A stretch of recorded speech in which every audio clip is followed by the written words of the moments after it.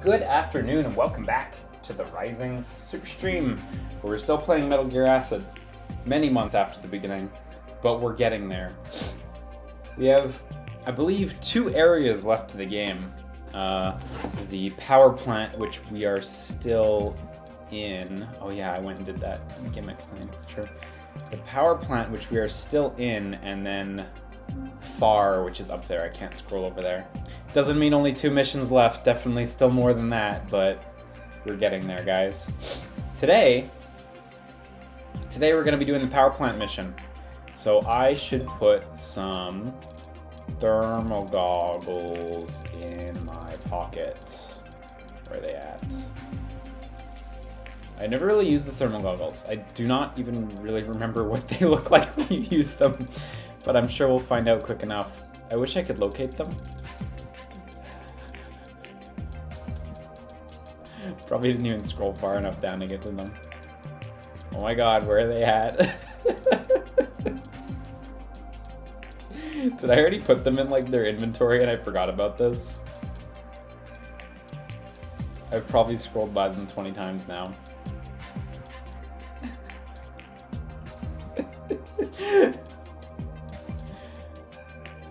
Ceramic armor. Okay, hang on. Are they actually in their inventories? Like, why am I missing these things?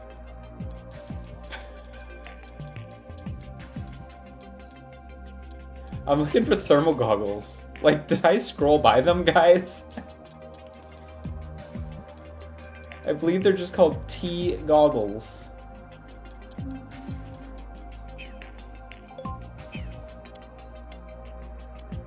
Category.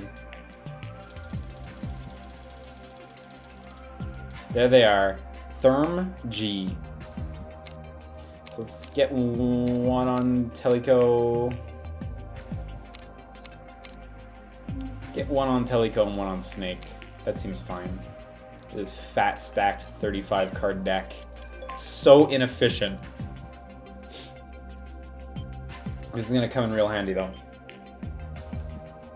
What games are you playing after this game is done? I think the next games I'm gonna stream well, they're kind of in order. Left Alive and Sekiro are the next things. Sekiro first, then Left Alive. After that, is it Super Mario Maker 2? Or is it just Mario Maker 2? Super Mario Maker 2, right? Super Mario Maker 2 and Bloodstained. I really liked what I saw in that Nintendo Direct, so I'm like, fuck it, let's just play that. 100 story levels, you say? People can submit their levels, you say? That seems like a fun time. Plus, since Nintendo started offering that, like, that promotion where Nintendo Online users can get 2 games for a discounted price, I decided, fuck it, I'm gonna get that. So, it's in Canada, it's $133 plus tax, which is about $152, which is a healthy discount from the $160 plus tax I would be paying otherwise. So it's like a 30-something discount.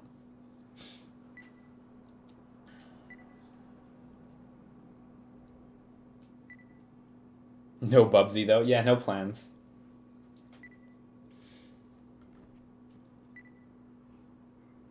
I'm excited to get that Castlevania collection too, but I don't really have any plans to stream that. The mission failed. You lost. We all lost.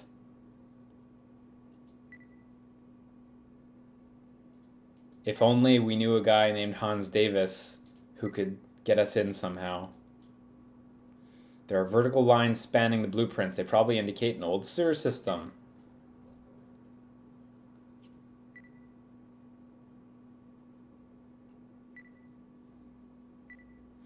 Okay, operating in the dark, no visuals, vision will be limited, as will that of your enemies. Oh, okay, that's good. I wasn't sure if they'd have limited vision as well. You can see terrain, but only enemies in your field of vision are shown. Should be a yellow dot in front of you. This indicates your field of vision. Outside this area, enemies may be lurking, but they won't be visible. Yeah, if I remember right, wow, if you're hit by an enemy, you lose all vision for a certain cost. That's brutal. If I remember right, like, you could tell your character, I'm going to walk 4 tiles this way, and then after 2 tiles, you just bump into an enemy and you stop. So, hopefully the thermal goggles help, but I don't know. Never seen footage of this game before. Time to see what it's all about. It's awesome, dude. This is going to be a bit of an unorthodox mission to come in on, but it's a radical game. Okay, this is an awkward hand to open with, honestly. Not really in love with this, but we'll make do.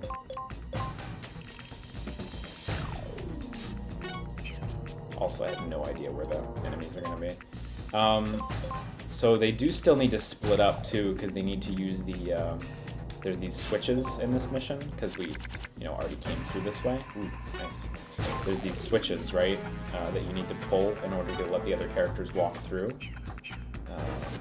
So I need to make sure I split the characters up so they can properly pull switches.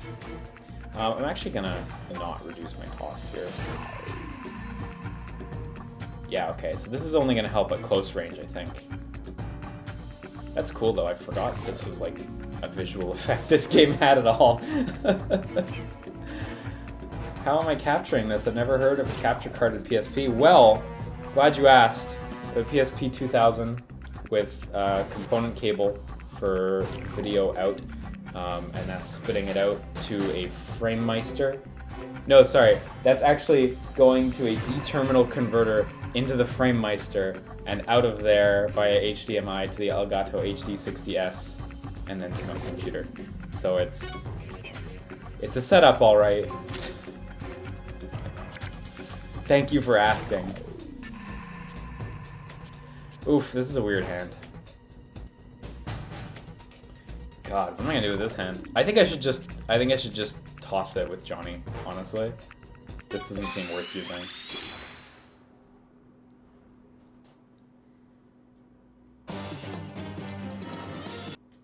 You're a legend to stream from a PSP. I'm glad you think so. It's a great setup. I'm glad I can use this doofy thing. I'm just gonna move. I don't think there are gonna be any enemies in this hallway. Yeah, okay, we're good. So I don't really need to worry about their cost here. Except Acid 2, are there any other PSP games you'd like to stream? Honestly, right now, nothing particularly jumps out at me.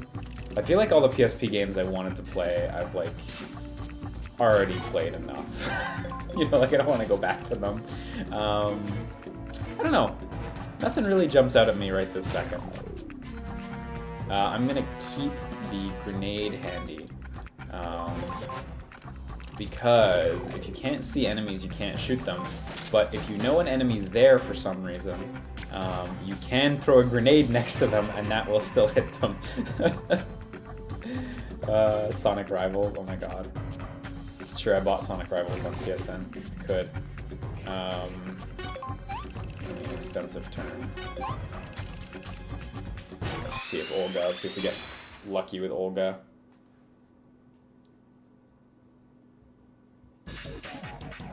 Yeah, if this game was available digitally, then we would be doing this on PlayStation TV and not a PSP, absolutely. But seeing as it's not, I'm not.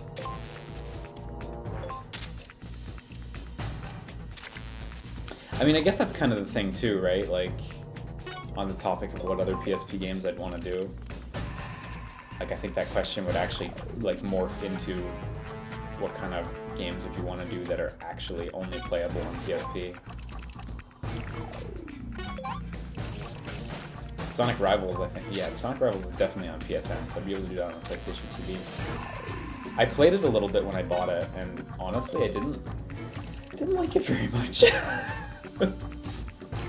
I was quite bummed too. Not that I thought it was some masterclass or anything, but I just didn't think it would be so middling.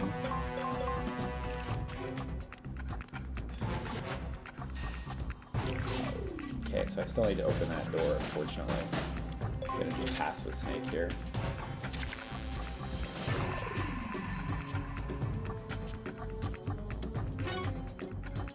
Teleco's not gonna get to move very far this turn at all, but that's okay, I'll give her a second turn right away. That was a waste.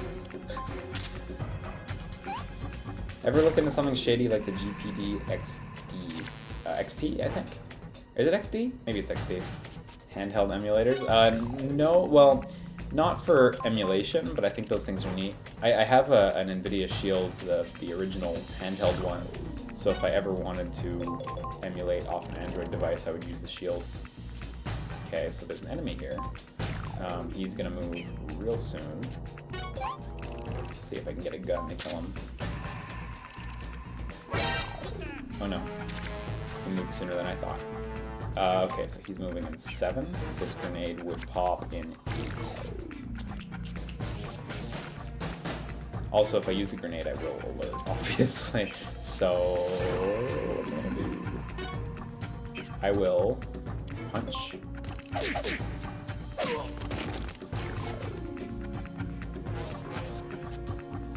And then he is moving after me now. So I can end with Teleco. Oh no, why did her cost just go up so much when I ended there? That just fucked me all up. Okay, I gotta do something with Snake real quick to save this Teleco situation. I gotta blow this sword. I think there was, no, it wasn't a shuffle with Teleco. I don't know why your cost went up there. Probably fine. Stun grenade blows up 5 cost after use. That's perfect. Or I could just kill him. I only need 2 hits. Yeah, that's great. This actually looks really good with the thermal goggles. Like, this effect's really well done. I would have thought on a PSP, like, it would be too noisy visually to really do justice to it, but no, it's good.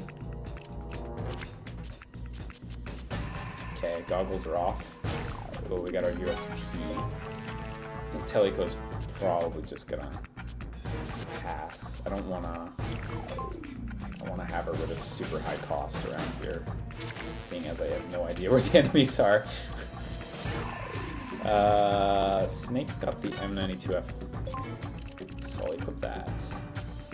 And then we'll move the regular grenade.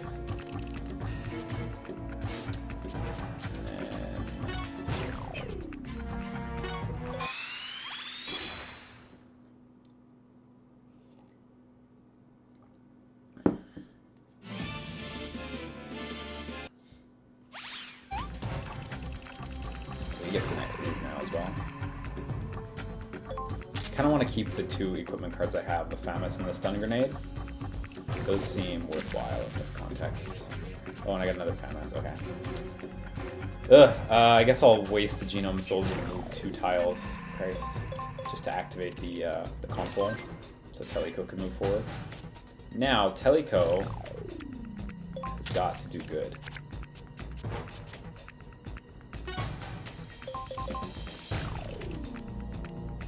I bet there's gonna be... Oh, is there an enemy right there? Yeah, there's an enemy right there, okay. I was gonna say, I bet there's gonna be an enemy on this little platform area. Ash Richard, who played Acid but didn't realize, said, I never knew it was a reference to Police Knots. I always wondered who Blue Boy was when I played it. That's funny.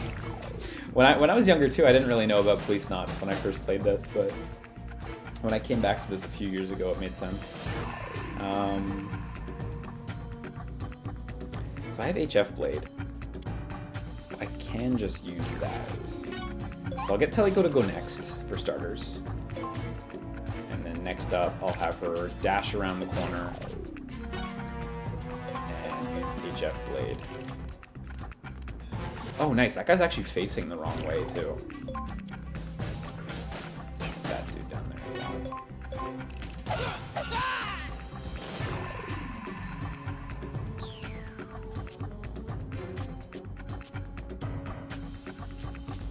I'll hang on to the ally, the survival kit, because that seems really good in a dark mission. I guess I'll just use a gun, unfortunately. Oh, I should have faced her down so she could shoot down at the next dude next turn.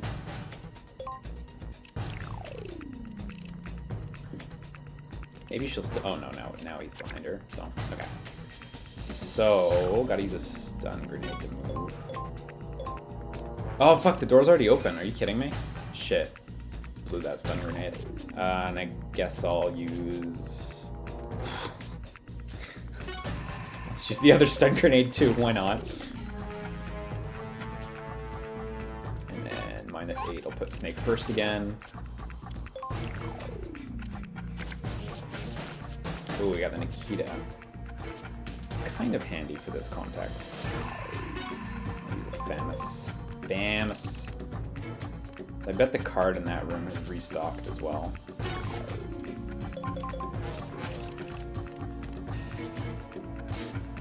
Oh no, there's nothing in the room. Great.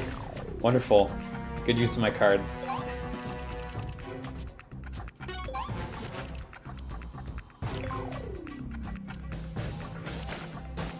Gurlugon. Amazing. Oh! What? Oh shit, because I can't see the enemies, I can't use Gurlugon.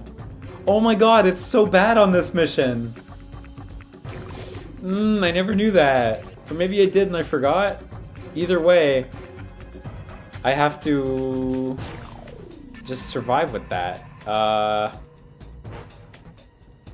have to discard 2 cards if I hit discard, so I'll just pass the turn with Snake.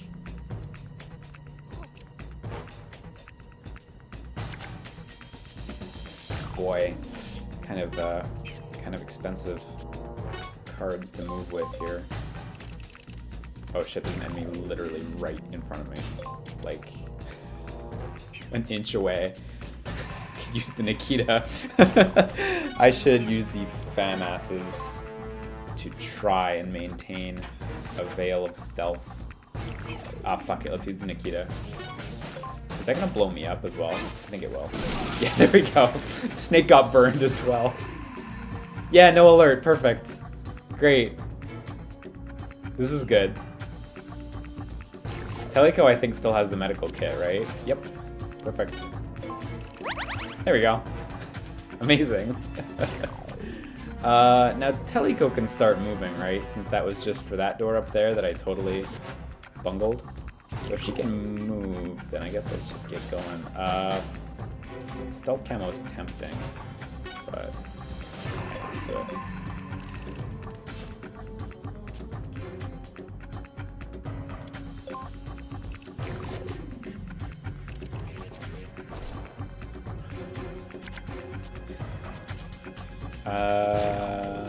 Okay, I got an M92F equipped. Ugh, nothing good to move with here.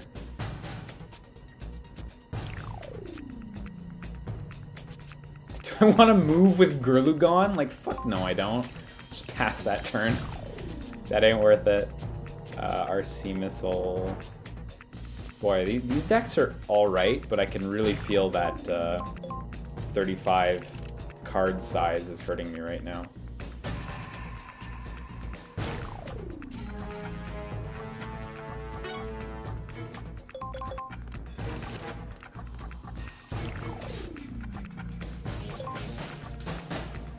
They have an Ape Escape card in here.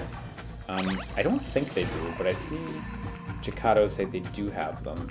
They must be in Acid 2 if they exist anywhere, but I don't think they exist in the first one. It's a Dual Blades. I guess I'll move with them. I think there's another enemy down here, probably over to the right.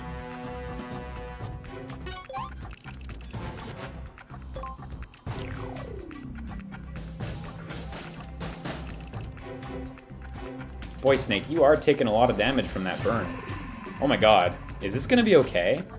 Did I just, like... Have I possibly bungled the whole mission?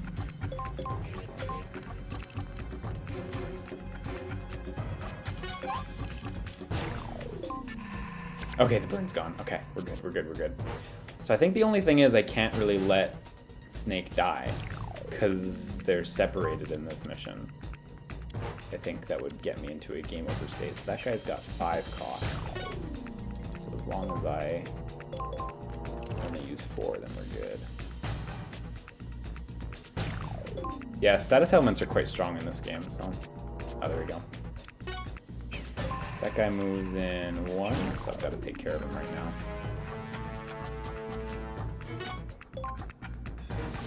This could kill. It's not likely, but I can reduce my cost anyway to 0, so...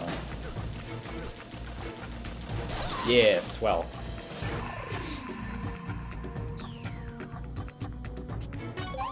I would have used the ration, but I can only play 2 cards right now, so... There's my action plus, but... It's pretty rough to use that right now. I think I'm just gonna... I'm gonna use Gurlugon here, make a really expensive move. I'm gonna crawl with Snake so that that enemy won't see me, because I don't think he's gonna come around the corner since the other guy was kind of assigned to this section. And Snake should be able to wait that out. I should replace my M4 with the laser sight one. Oh, I can't do that.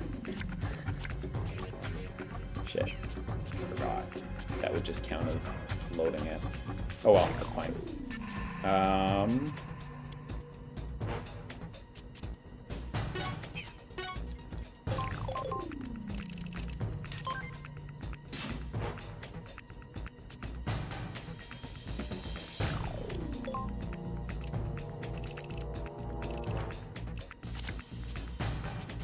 Okay, she's got to wait there, so I can discard RC Missile, and I have to discard another card. I guess I'll go for the M4.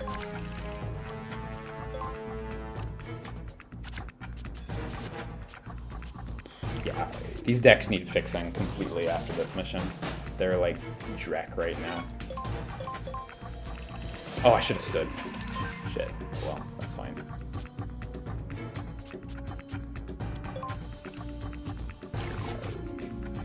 So, Teleco can leave. Snake... Yeah, Snake can leave too. That switch that Teleco hit is really just for this room over here that I can see doesn't have any cards in it, so Teleco should just fuck off out of here.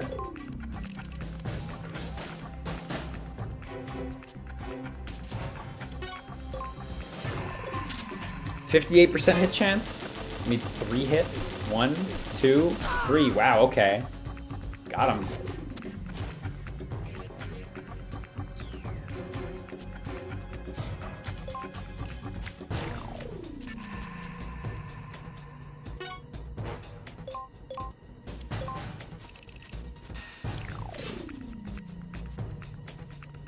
Kind of surprised that all landed, but whatevs.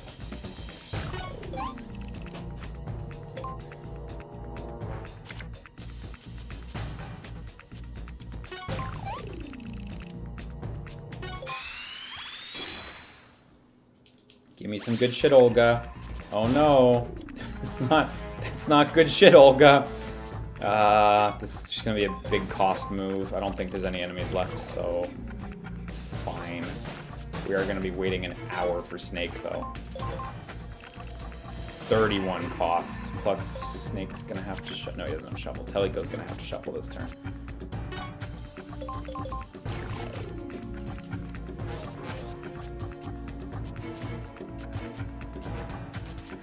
Hanging on to the stealth camo, but honestly, it's not getting much mileage. I should maybe trash that from the deck. I remember it being really useful, but it might only be that it's like really useful in the context of like hyper post-game decks. I'm having a hard time really incorporating it successfully in regular missions.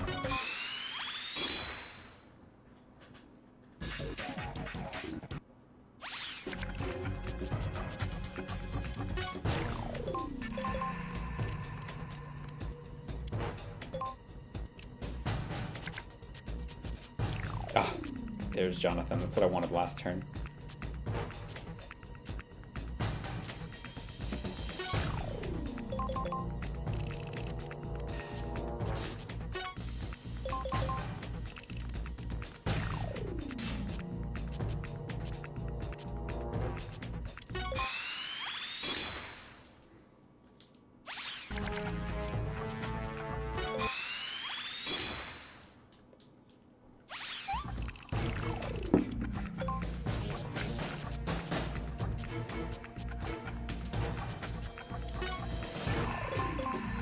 I might regret that. I should probably equip them when I get to the next map, since I think the lights are still going to be out. I don't think that's going to change too suddenly.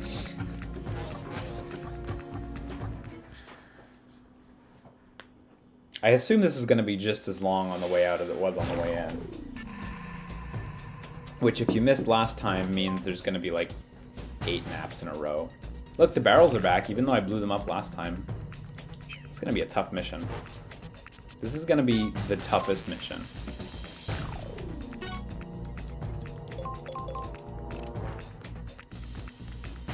Running very unsafely in.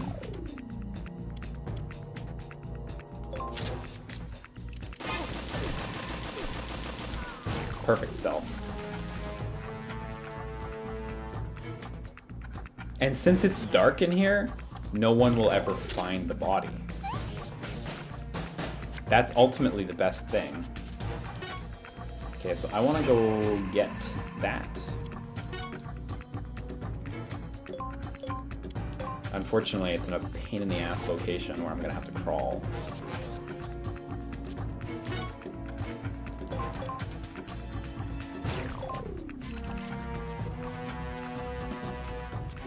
Unfortunately, even using a movement card on the ground only gets you 2 tiles, so like it's kind of a waste to use them while you're lying down. Oh, there's a ladder here. Shit, I didn't notice there was a ladder. Never mind, that actually works out. That's not the worst.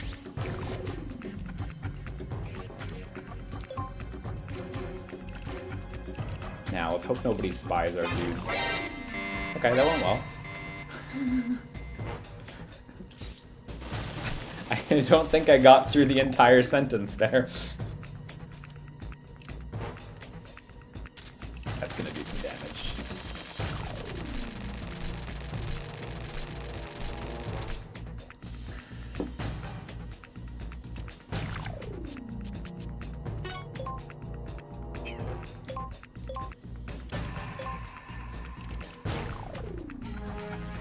Got some major slowdown, all these characters on screen. So Teleco can move second if I delete that cost. It's not bad. Who's going first? Is it Snake? It's not Snake! It's some guard over there. Okay.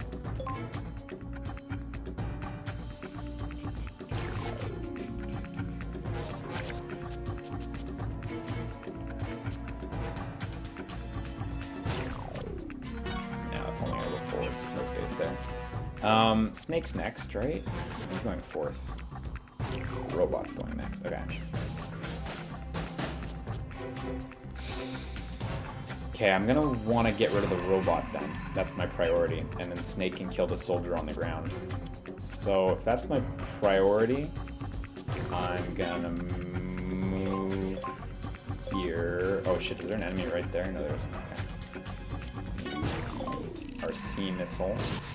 And hopefully I'll be able to get the robot with this.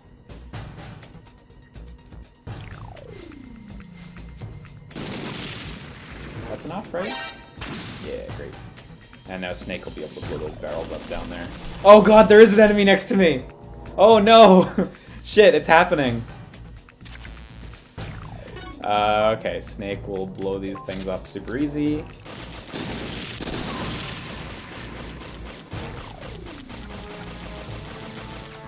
Eyes work weird in this game, yeah. I think you only get to see enemies based on like when you stop moving, right? So in this context, Teleco hadn't yet stopped moving by the time she got to that enemy, and then she stopped moving facing the wrong way.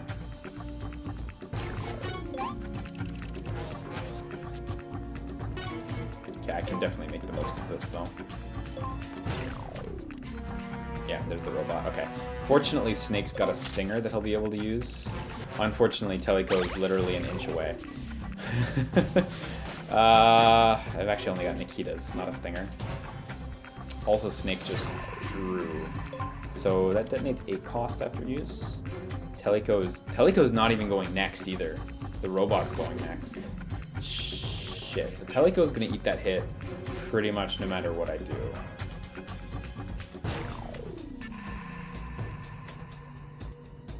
Fainting Teleco won't do anything either. His cost is high. Shit. So, okay, so Teleco's gonna eat that hit no matter what. That's just fated to happen. The best thing I think I can do is use a grenade here and hope that that encourages the robot to try to run away. I think that's all I can really do for her. And Snake's just fated to move like 40 turns from now. Look, you can see the little lasers in the trap there with my thermal goggles on. Cool, I think that's the first time we actually get to see those in this playthrough. Yeah, Snake's just fated to move in a long time. So actually, let me walk over here then, and let me fuck this guy with Gurlugon. May as well. Hopefully that'll just give Teleco a little more time to not die. And I can use a cost -4 to just improve that situation a little. Oh no, Teleco can't see the robot anymore. The robot took 180. Great, wow, okay, awesome. You get from behind, it's true, it does extra damage. Okay, so that worked out actually. Teleco took a lot of damage. I'm not super happy about that, but that'll do. That's fine, that's fine. That soldier's now disappeared too, because Snake is no longer actually within range.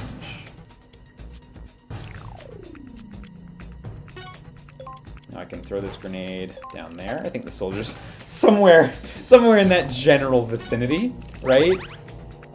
Heal Snake. Teleco's gonna wait for a year. Oh no, I was a tile off. He wasn't in that general vicinity at all. He was in a completely different vicinity. God. I'm kind of shook. Oh no, is that too high? Okay, no, good, we're good. He was in the general vicinity of that general vicinity. I feel better when you put it like that. Okay, this map went okay. Teleco took some bad hits. Real bad hits. I actually just waited there because I wanted to give her a chance to potentially pull a ration, but hopefully next turn she'll be able to pull a ration or something. Lots of guns though, lots of M4s.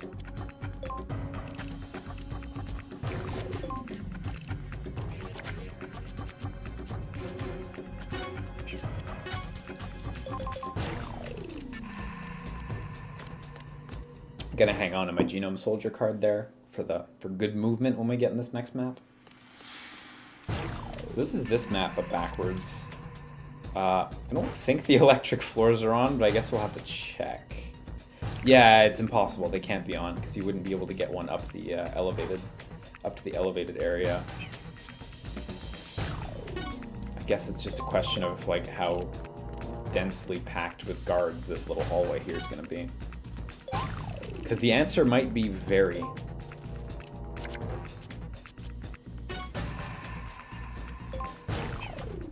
I want to like put him up against this wall and have him look around the corner, but that's not something you can do in this game. So that's still nothing.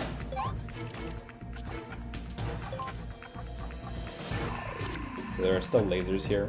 Yeah, everything. Let's go.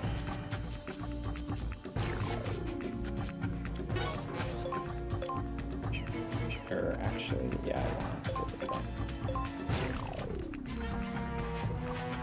Hopefully Teleco pulled up a ration using that that card before.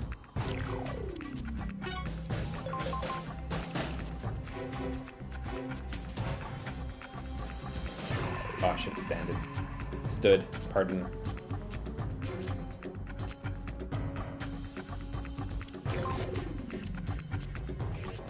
She got handy first aid kit, great. Exactly what I needed.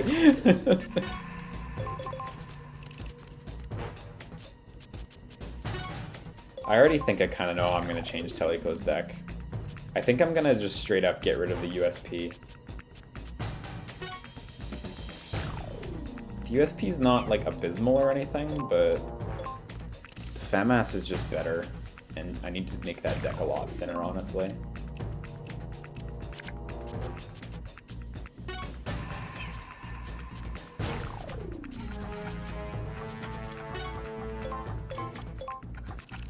Hopefully we'll get the MGS3 pack as well, so I'll get access to some new cards. Because I've been saving credits. Last session we didn't buy a single pack.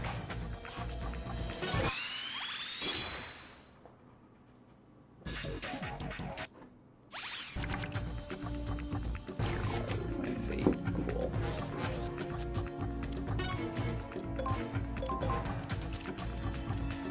Wow, where are the enemies at? I can only assume they're all up ahead. Teleco got a big reload there.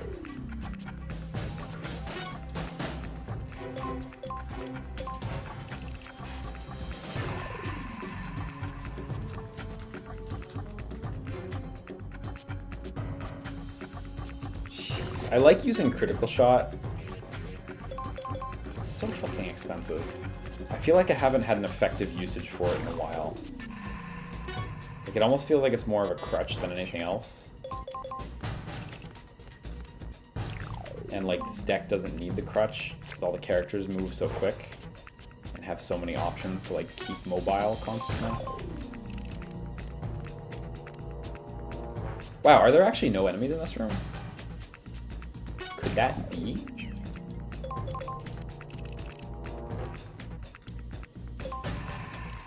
Very curious. Oh, no, no, enemies are moving now. Enemies are moving. It's thinking time. Oh, shit, someone saw Snake. Someone saw Snake. There we go, there we go, there we go.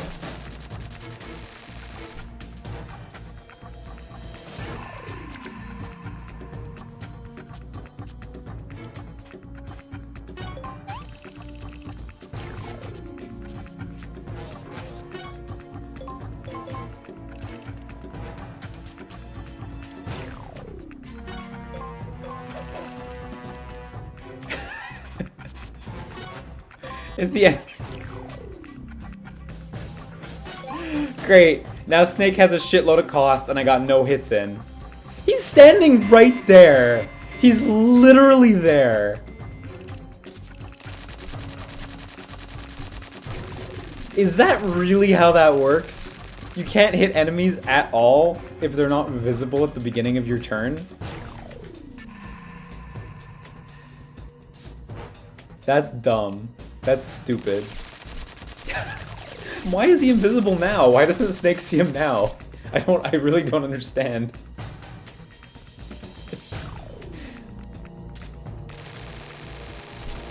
All those whiffs. God, Snake can take a fucking hit in this game. Honestly, like, I've seen people express that they feel like this game's too forgiving with life and damage, but I really feel that if the game was stricter with it and the enemies were stronger, I think people would complain that the game is impossibly hard.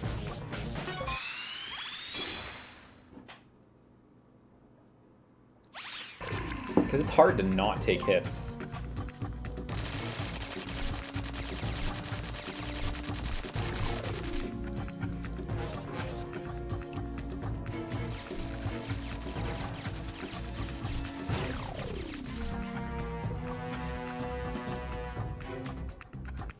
Like, when you have a bad turn like that, you end up eating a bunch of hits in a row. Oh, we got real guns. Okay, why can Snake actually not see them, though? Like, that bit I don't understand.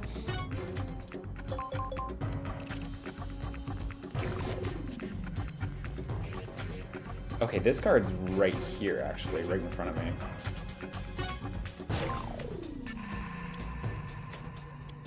Now I can shoot at that guy. Now he's totally visible. Before he wasn't, though. Don't get it twisted. Before this, he was absolutely not visible. Now, completely visible.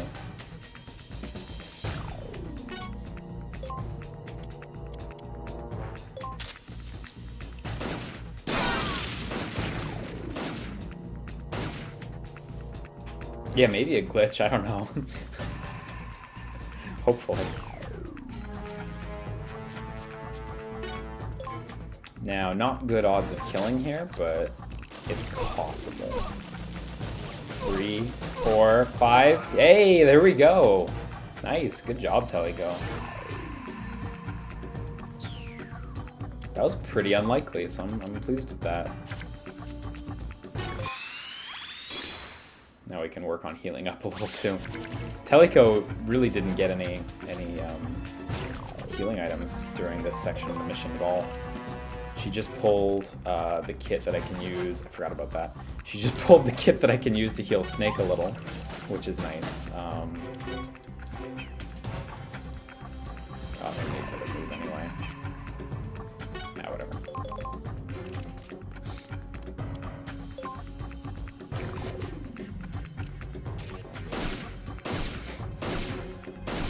Of course there was a guard who just entered the map. Of course. Oh, there's another guard. Secret guards everywhere. Why can Snake not see anything? I don't understand. Okay, it's a good thing I got that healing thing. So I don't know where this guard is. I literally can't see this guard who shot before.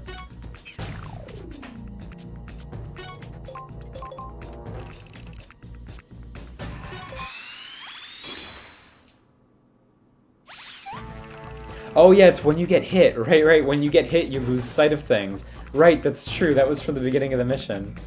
Fuck, I totally forgot about that. Boy, in practice, that doesn't feel good.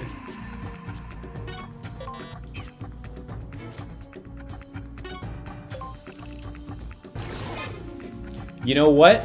I don't need to see the guard. I just need to move this missile around. And if he gets too close... Now, if he's in the entrance, it would kill Snake. Are you here?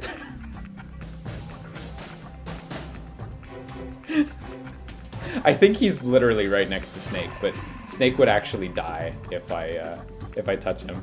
Are you on this tile? No? Okay. We're just gonna hover that there, and you can deal with that on your own time. Hopefully they'll have to waste a shot shooting at this. Yeah, there we go. Worth it. That guy's standing right next to Snake.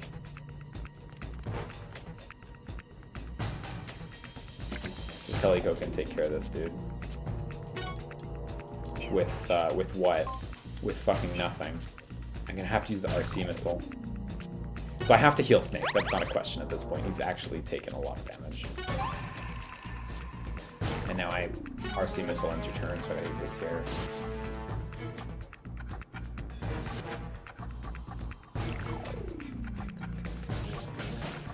Hopefully nobody shoots this. There we go.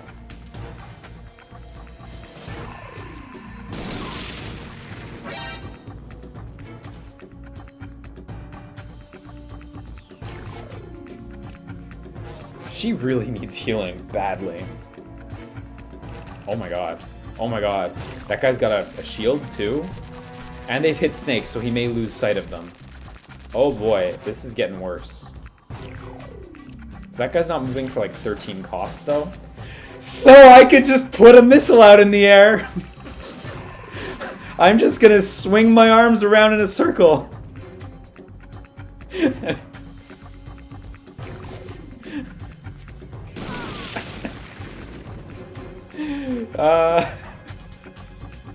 Missiles are so good in this game.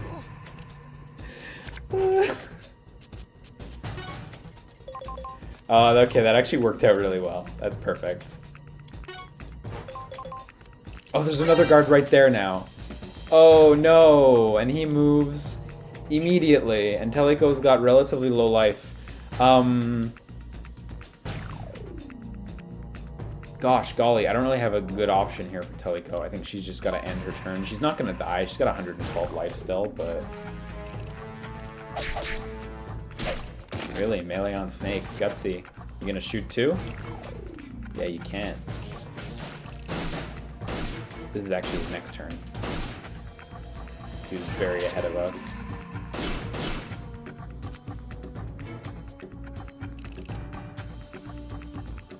Oh, he's throwing a grenade. Oh my god, this guy's crazy. This guy's actually insane.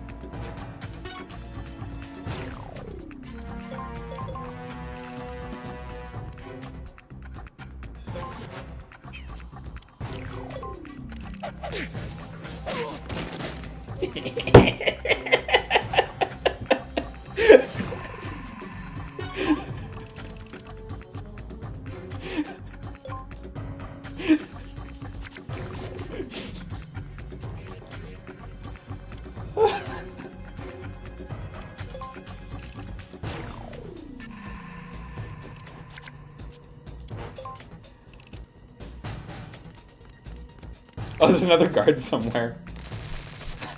Fuck.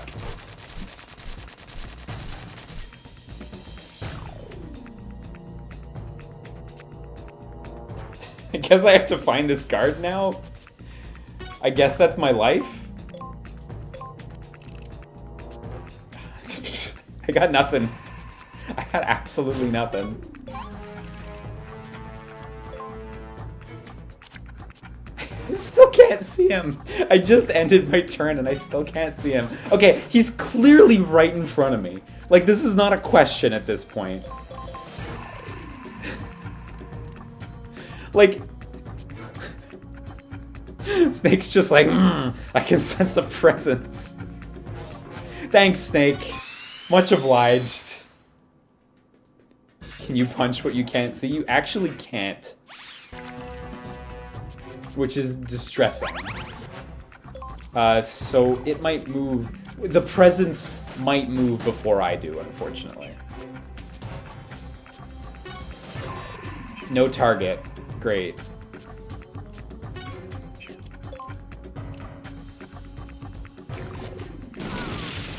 That's so good.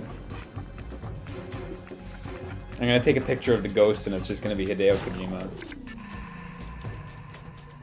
Okay, Teleco should at least be able to take care of it now. I'm gonna use the grenade. No, these are all good cards. I don't want to trash any of them, honestly. I'm gonna use the grenade. And I'm gonna use cost down. Oh! No! Oh, shit. I always forget that front evade works to the side. Now nobody can see the guard. Now nobody can see it.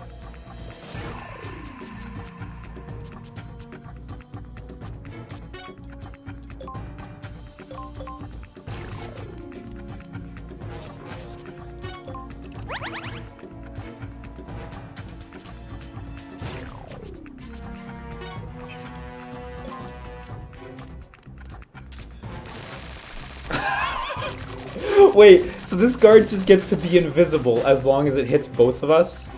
Like, consistently enough?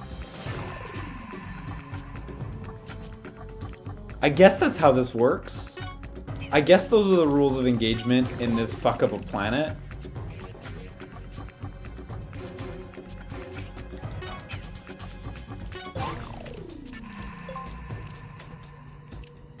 Okay, he's back, he's back, he's back, he's back.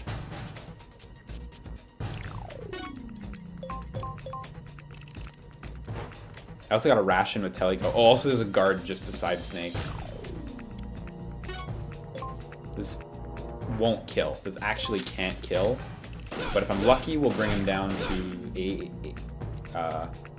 8, 9 life. And I'll be able to use my punch to kill. Oh. Oh no, 4 life. Yeah, not 9 life, right. First. Math's crazy. Just absolutely insane. I don't want to waste briefing. And I don't want to waste FAMASs. I'm gonna waste a FAMAS.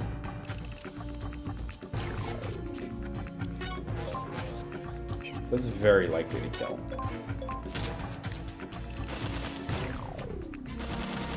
Not that likely.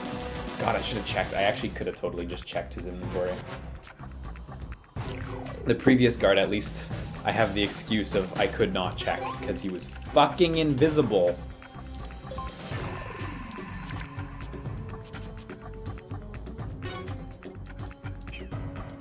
You know, I should be able to just run past this one. I don't know why I'm even trying to deal with him anymore. Teleco doesn't get to move for a little while, though. Oh well, that's fine. She can take some damage. But, like, killing the guards is not actually part of my objective. So she's gonna take a hit here. As long as he doesn't add cost to her, which he's not, she'll be able to leave, so. Thermal goggles, cool. And actually, I'll use briefing now. It's a good opportunity. Oh shit! I just got rid of my rest up right when it ran out. That's not great, actually. Okay, so Snake only has 2 moves now, and I literally just discarded the card, so that's not coming around for a while. Snake's gonna be stuck at 2 rest for a while. So now we get the second one of these rooms.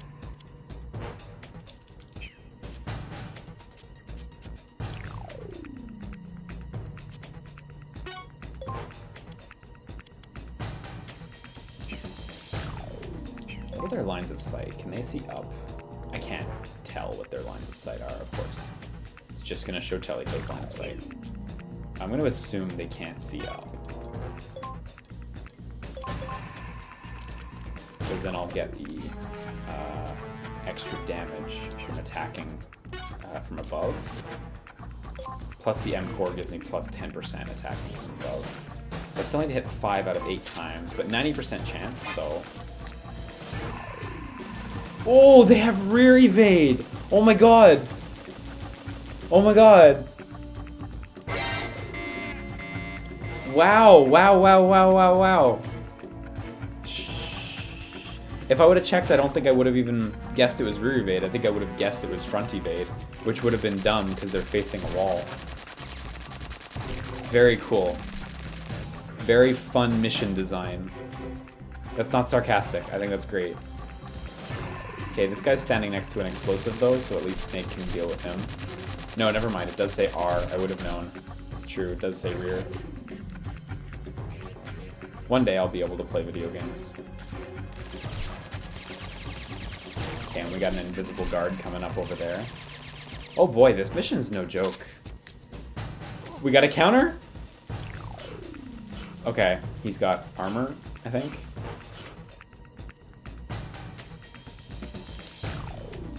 Surprised the counter works in the dark.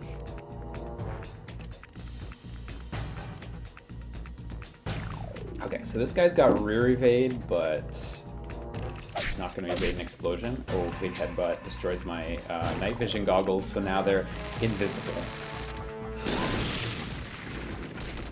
Oh, that hit Teleco. I thought she was at a high enough elevation that she'd be okay there.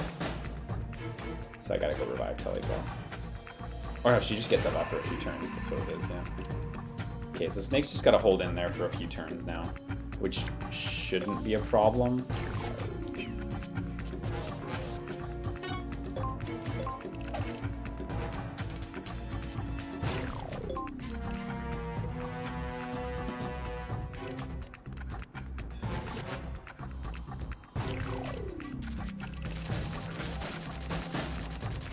Ah, damn it.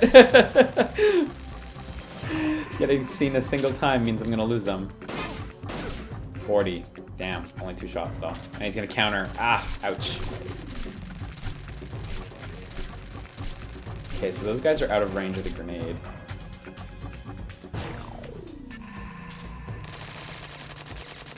There's a lot. There's 3 guards. No, there's 4, aren't there? Unless one of them moved. So this is gonna whiff completely. Yeah.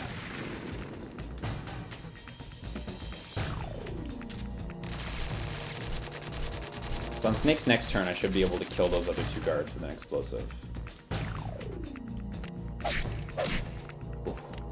Okay, so that guy is either in front of me or beside me. Oh my god, and there's a guy far away as well.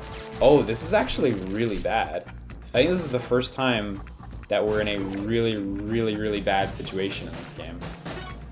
So that guy's actually beside me.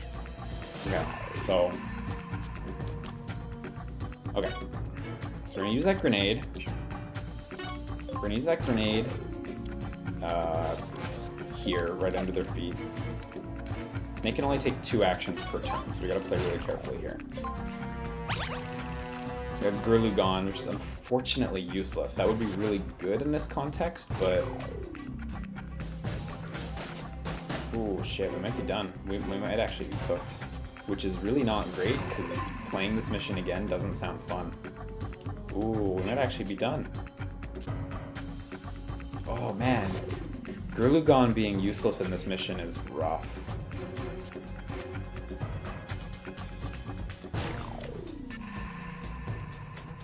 So the issue is there's nowhere to hide.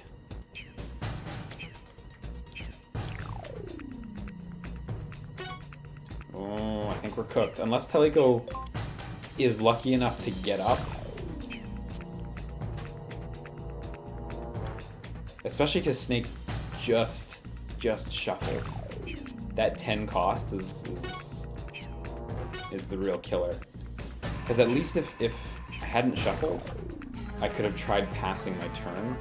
But given that I shuffled, I don't think there's much I can do but try to run in this direction and hope for the best.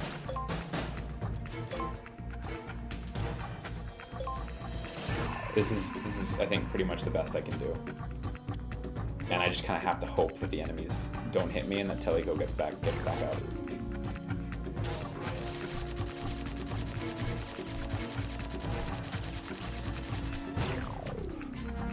There's still at least one more guard that gets to move, but Snake has such high cost that, yeah, we're done. Wow, it happened! Jeez. Oh my god. I'm so sorry, guys. Now we get to do the real fun shit. Replay that whole mission. Oh, that's awful.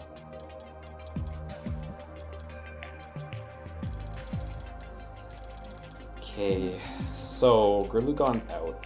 Gotta remember that later.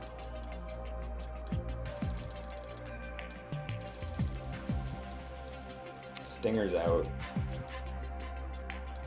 Stun grenades are out.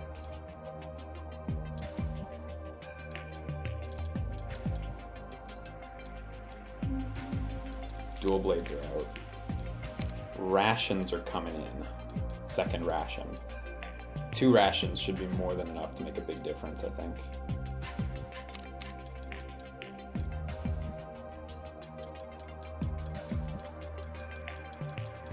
Okay, that should make a big difference already. And Teleco's got more changes for sure. USP's out. I'm fed up with the USP. RC Missile can stay. Strand is out. Concentrate's out. Critical Shot's out. HF Blade can stay. Extra ration. She got stealth. She's got a lot of healing options. Probably more than I need. Handy First Aid Kit's out. Cost -8 is in. She doesn't have a full set of cost deductions. Olga's in. Another cost 4, why not? She needs one more card, actually.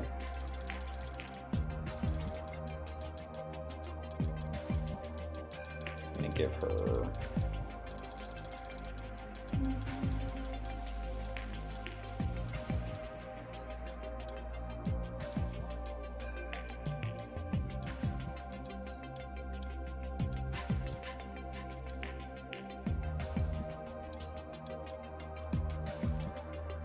Do we have any gimmick cards that these characters have? Plus 10 every 5 costs. These just cost half. Oh my god, I have Gurlukovich soldiers. What the fuck am I not using these for? Why am I not using these Gurlukovich soldiers? I guess I just forgot.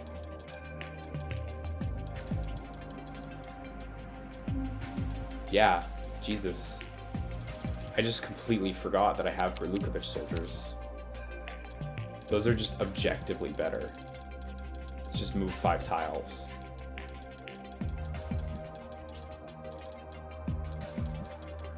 Good thing I'm checking this. I'm gonna have to remember to put Gurlugon back in the deck after though, because I do quite like it. Marionette Owl, right, it's true. Let's get Marionette Owl in there for both of them. That's what we want.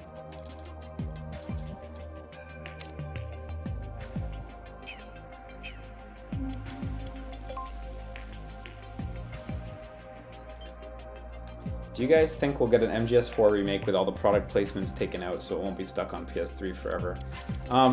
gosh, I don't know, maybe sometime in the future, but to be honest, I don't think the product placements are like the problem.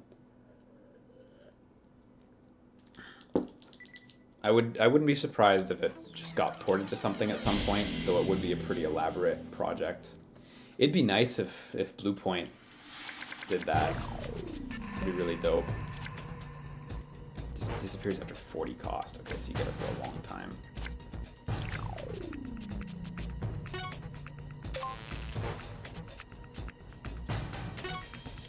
Oh, that takes a slot too, okay. That's important to remember. E.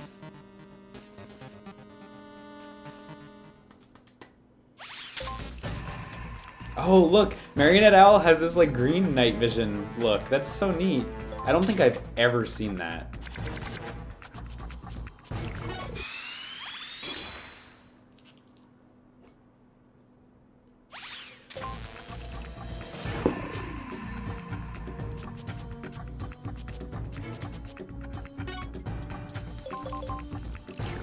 I'm gonna have Telecode stand in front of the door so that Snake can move through it without having to waste a card. Oh, I should have gotten rid of Spin Stick. It seems pretty useless in this mission.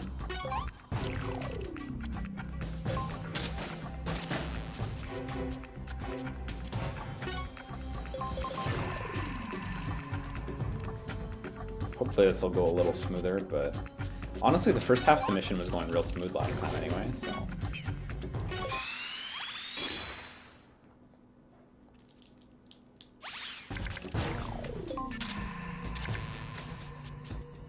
Marionette Owl just seems like a better version of Thermal Goggles, honestly. Probably could have gotten away with only using that.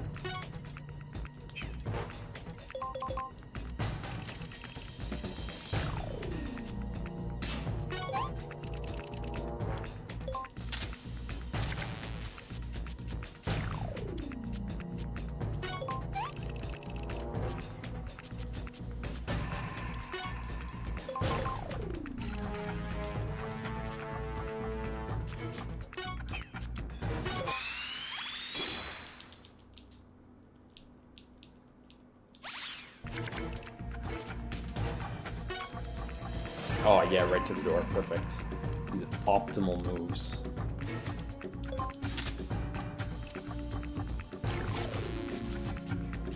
Damn, where is my M4 laser sight? It's a total waste to equip the vanilla one, so.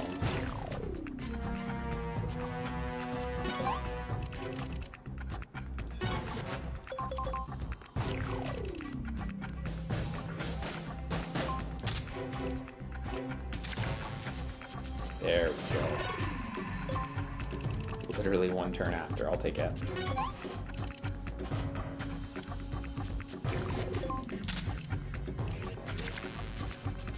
Yeah, I'm excited to get that Castlevania collection Pariah that just came out.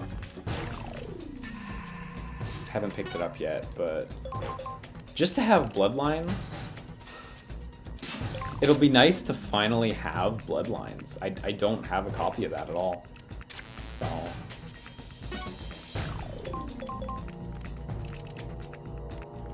That being said, Bloodlines is also coming to the Genesis Classic, which I am also very excited to get, so maybe I don't need to rush out for it. Oh no, I can't hit that tile. Damn. It's kind of a bother in this game. All the equip weapons, like, their ranges are really fiddly.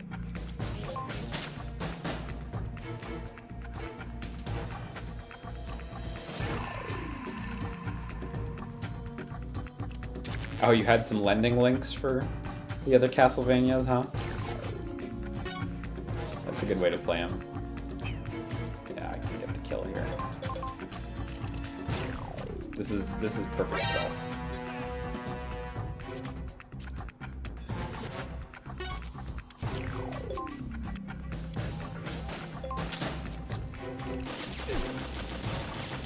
Oh no, don't miss. Need to hit 5. There we go.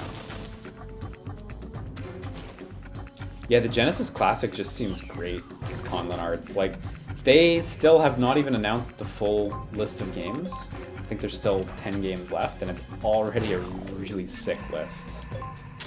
Let me pull up that list so we can chat about that. I'm gonna move with the Nikita, because honestly, the Nikita didn't really get me much in this mission. And also, yeah, why not a grenade? It doesn't really matter if Snake's gonna move slowly right now, because Teleco's the one who has to advance.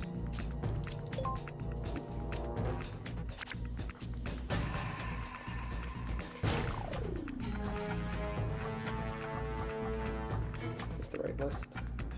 Oh my god, this is not the right list. There are so many, like, shitty classic Genesises, all made by, like, shit companies, that actually getting the list that I want to get is taking a second. Thank you for your patience. Oh my god, Wizardry Labyrinth of Lost Souls coming to PC May 29th. That's awesome.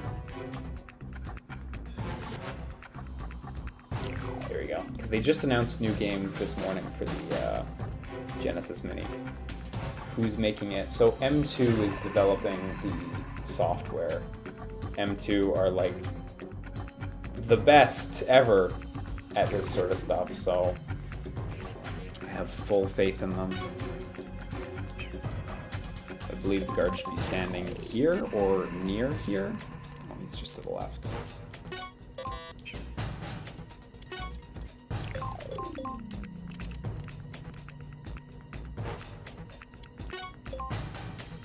Hopefully this kills.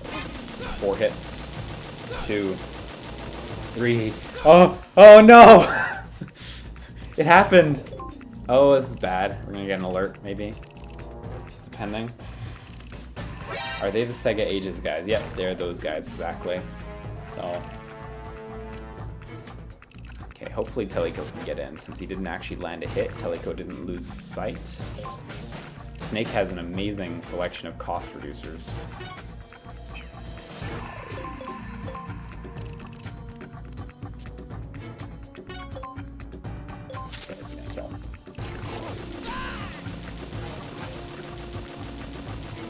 So yeah, the Western version of the Genesis, Sega Genesis Mini / Mega Drive Mini. We know 30 of the 40 games, so still quite a few left to reveal. Altered Beast, which is the most whatever ever. We keep re-releasing Altered Beast, and it continues to not get better. Against all odds, this is a game that is simply not improving with time. Will I play it again? Yes. Will I like it again? Probably still not that much. Castlevania Bloodlines, which up until literally today, there wasn't a way to buy this game in any modern fashion. Damn, can't even move. Literally today, the Castlevania collection came out that Konami released, and that has Bloodlines in it. So now we're going to have 2 great ways to get Bloodlines. And that's cool. Bloodlines is a sick game. Nothing bad to say about Bloodlines. Comic Zone, the 3rd one, amazing. Comic Zone is an incredible game that everyone should play at least once just to see the art, and then realize that it's way too hard to play, and then immediately realize that this was clearly made for AI in the future as a test. When we're developing new AIs, we'll put them through the Comic Zone test. Can you figure out how to get through Comic Zone AI? If yes, you're good to go on the battlefield. If no, back to the R&D hole. Comic Zone's crazy. It's like a really awesome game, but it's way too fucking hard. Like, I cannot beat it. I cannot get close to beating it, and I have tried a great many times in my life to beat it.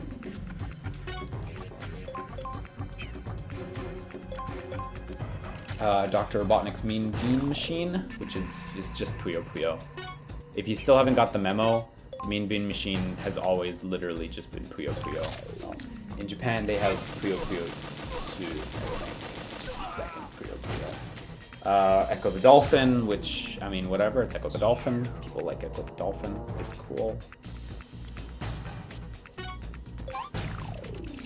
Gunstar Heroes, amazing game. Amazing game. Go play Gunstar Heroes. It's like so short. You can finish it so quickly. The thing about Gunstar Heroes, if I remember right, is you can still buy it on PS3 as well.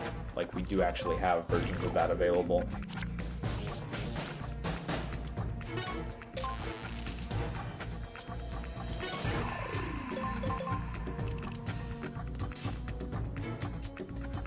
Sonic the Hedgehog. It's the first one.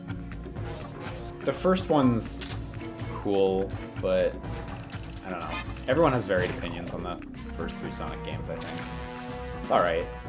It's certainly not a bad game, so. Great Monorail says, putting Altered Beast on blast. Wow, I thought this was a safe place to be Altered Beast fan, or as we like to be called, furries, but no relation to the other guys. Yeah, no relation, right? You're a funny guy. Altered Beast is neat, but it's just, like, it doesn't have any longevity. Once you've played it a few times, like, unless you get really compelled to go for high scores, I don't think there's a whole lot to enjoy. I should stand right here and fire, just so I get the height bonus, which will shred this guy. Only need to land 3 hits. It would take me 4 hits if I went to the ground, so. Wait, that's not true. Oh, only if I was in front of him would it take 4 or more hits, so never mind, actually.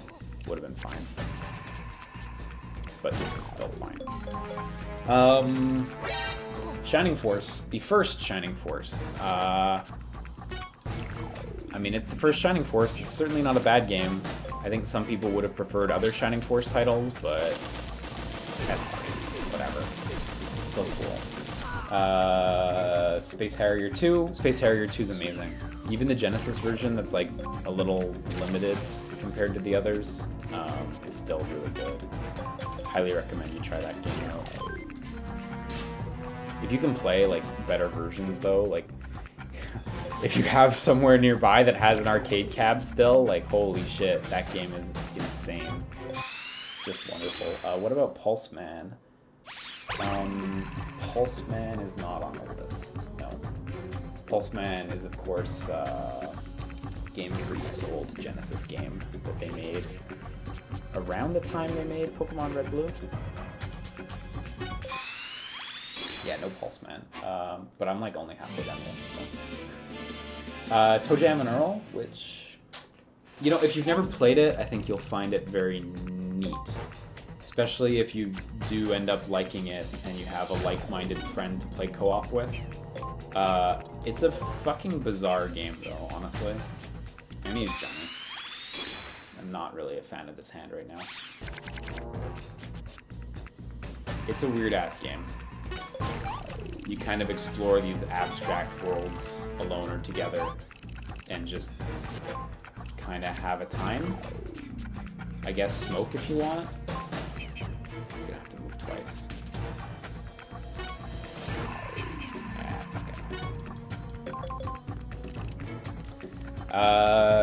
Castle of Illusion starring Mickey Mouse is the next one on the list. I don't know. I never really played Castle of Illusion growing up, but I do know that it is very well regarded.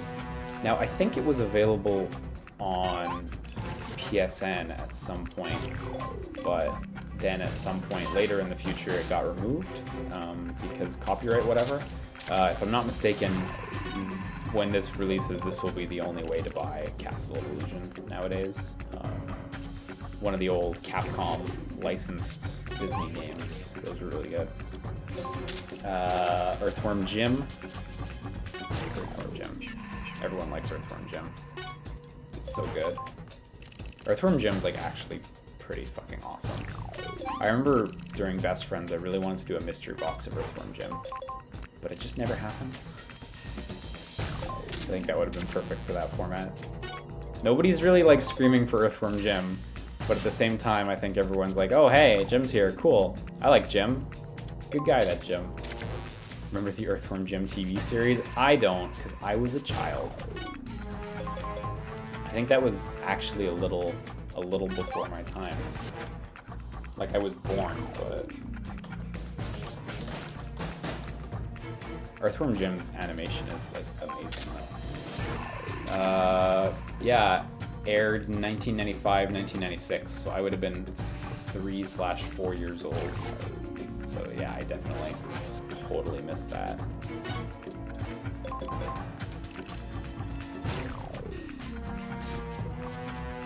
It's a really, really hard game, but if you're in for its like hyper stiff brand of platforming, I think you'll have a wonderful time with it. Landstalker: The Treasures of King Noel, which is kind of like a Zelda-like game. Sega had like a bunch of Zelda-like games on their platforms back in the day. You know, really trying to find that Zelda game. Unfortunately, I don't think they ever really landed one. But we did get some good stuff out of that, like Beyond Oasis. Quick this as well. Landstalker is really cool. It's like a Zelda game if you can jump, and also the graphics are good. They're really nice. Probotector, which is like a shooter that I don't, well, shooter, like a 2D side-scrolling platformer shooter thing. I don't know a whole lot about. Pretty sure it's European, so it's got that old European platformer level design where levels are gigantic mazes that you just puzzle your way through.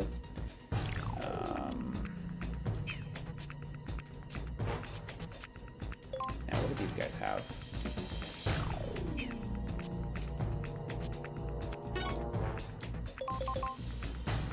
Shinobi 3 Return of the Ninja Master.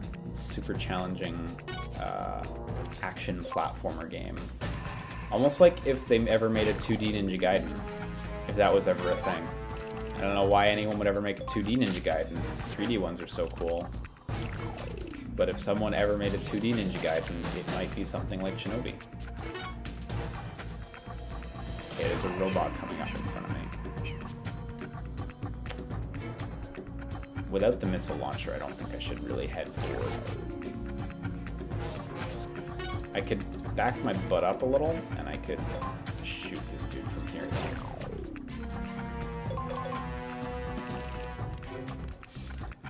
Sonic the Hedgehog 2. It's Sonic the Hedgehog, except this time there's a number 2 on the title. I think that's my favorite one of the classics. It was the one I grew up with. I feel like a lot of people's favorite is the one they grew up with. Fun level design, more of an emphasis on speed, which some people argue is to its detriment. I know a lot of people liked the first Sonic the Hedgehog because there's more of an emphasis on platforming that kind of gets lost as you go to Sonic 2 and 3. But I don't really know the deeds of that too much. Maybe I should just shoot this and get it over with. I should have just done this in the first place. Oh shit! Conlon actually points out, I think correctly, he says Probotector is pretty much a censor for Contra 4 or whatever Contra game it was. You're right, it's Super C. That's true. Isn't it just called Probotector elsewhere in the world? I must be thinking of a completely different game. I think I'm thinking of eSWAT. But you're right, Probotector is just Super C, right? Right? I think? Not 100% sure, but something like that. Yeah, to avoid the name Contra. Yeah, I guess so.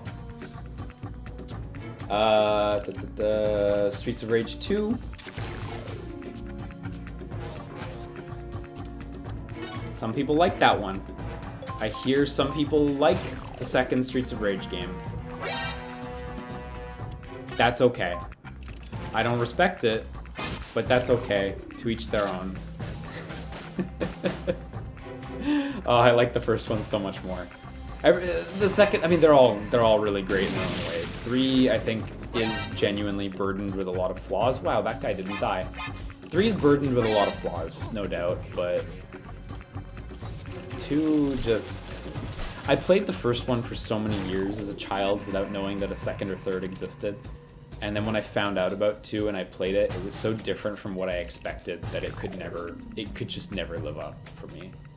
But I know that's just weird personal context, and it's not actually like reflective of the actual discussion about the game as it was coming out. So anyway, Streets of Rage 2 is in there. It's still an amazing beat 'em up.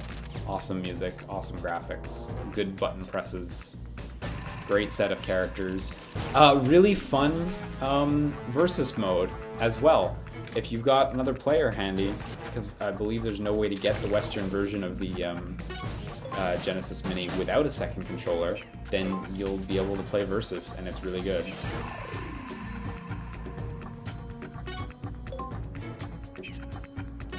Oh, what?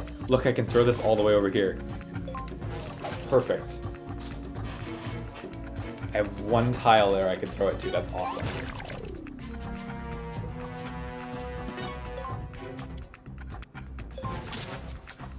Wow, Snake putting in work this time.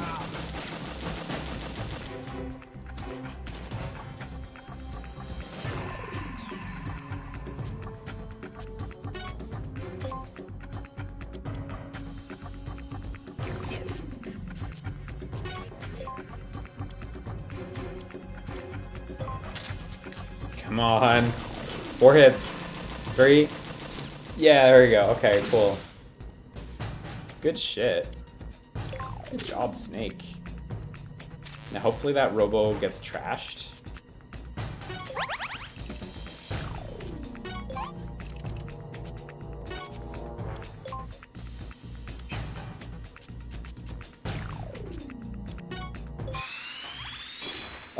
Yeah, Streets of Rage 2. Amazing game. Super Fantasy Zone, which is an awesome shmup by Hudson or Konami, I can't remember, but it's really good.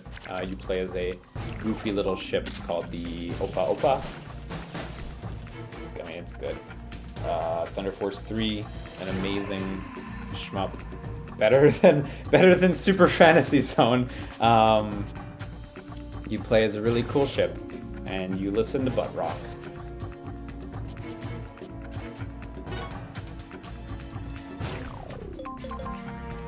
I think I would have preferred Thunder Force 4, but it's still good.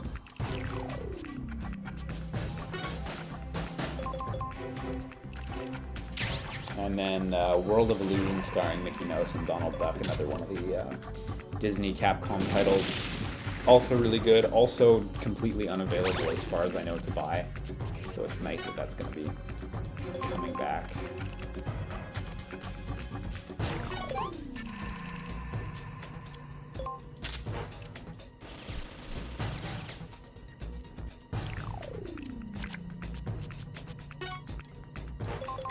Okay, I should be able to just book.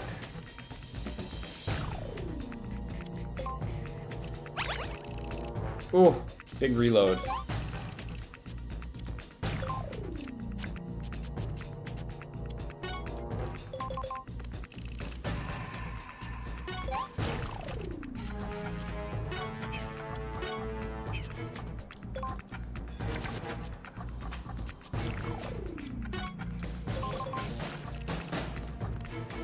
Okay, I'm gonna do a big hefty move here. I'm gonna use Olga, and I'm gonna pray for Jonathan. Pray for Jonathan. Come on, Heart of the Cards. It's what I need. Amazing. I got fucking Jonathan. Jesus Christ, why would you do this to me?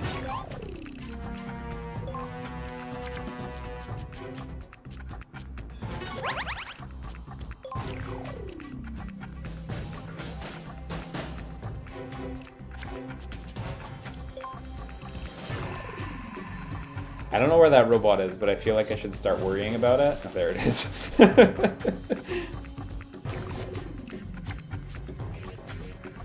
Anyway, yeah, currently that's the full selection of games announced for the Genesis Mini. Personally, I think that's a pretty radical selection. There's definitely other stuff I would like, but we still have 10 more games yet to announce. I imagine Sonic 3 and possibly Knuckles will also be announced too. Yeah, that one seems like an obvious one.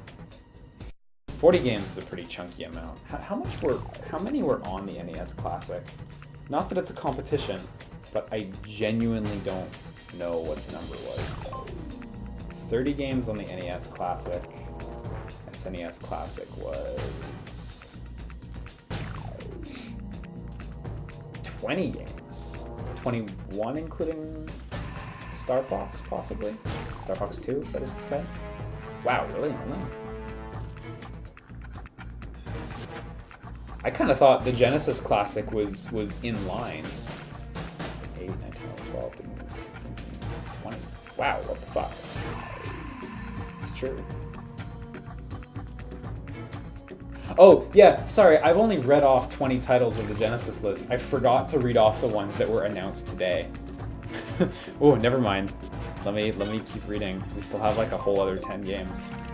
Mega Man: The Wily Wars, which was the Genesis one, like Super C was the Genesis Contra, and Castlevania Bloodlines was the Genesis one. I don't know how good that game is. And nobody really likes Mega Man, so I don't think anyone knows. Street Fighter 2 Dash Special Champion Edition. Yes, that is Street Fighter 2 Dash, which means there's an apostrophe at the end of Street Fighter 2. But you read it as Dash. Okay, so real gutsy of them to put this in the Western release, because the Western release of the Genesis / Mega Drive Mini only has 3-button controllers, which means if you want to play Street Fighter 2, you have to press the start button to switch your punches to kicks and vice versa. It is incredibly awkward to play. I'm kind of impressed that they're going for it at all, but I think that game has a place there. If I'm not mistaken, the Japanese Genesis Mini does in fact come with the 6-button controllers, so you'll be able to play it like you should play a Street Fighter game. It's dumb? Yes, it is indeed dumb. That is absolutely correct. The other thing they announced today, though, if I'm not mistaken, is they announced that you'll be able to hook up USB controllers to it. So you probably can get yourself some sort of 6-button pad. I thought that was actually a pretty unexpected feature.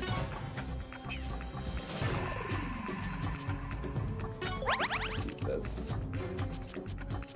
I only got big cards. Move with thermal goggles, because I'm not going to need them for like a year. And Marionette's probably going to come out first anyway. I'm going to wait with Teleco. Until Snake's there, it doesn't seem like it makes sense to try to take on that room. Sonic Spinball. If you listen carefully to that title, you may realize it bears a resemblance to the popular game Pinball. And that connection is not only at face value. Sonic Spinball is in fact a pinball title that is Sonic themed, but it's more than just that. It's an adventure too. It's really cool actually. Sonic Spinball's rad. You actually get to like explore and shit. There's like a whole big level and stuff. I think it's really great. I think it's like super worth playing, especially if you like pinball. If you don't like pinball, your mileage may vary. Any college news / updates? Nope. The application deadline is May 18th or 21st. I can't remember which one. So probably nothing until that deadline passes, honestly. I've stopped being nervous about it because it's just been so long. But soon I'll start being nervous again. Phantasy Star 4.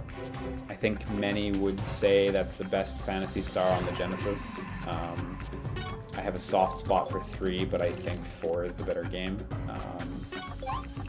Even then, I might like playing 4 better than actually playing 3, so...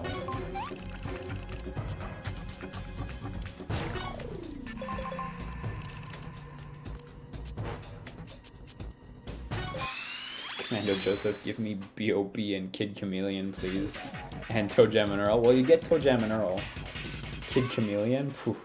Phew. I don't know many people who want that. Ah, I didn't get Johnny.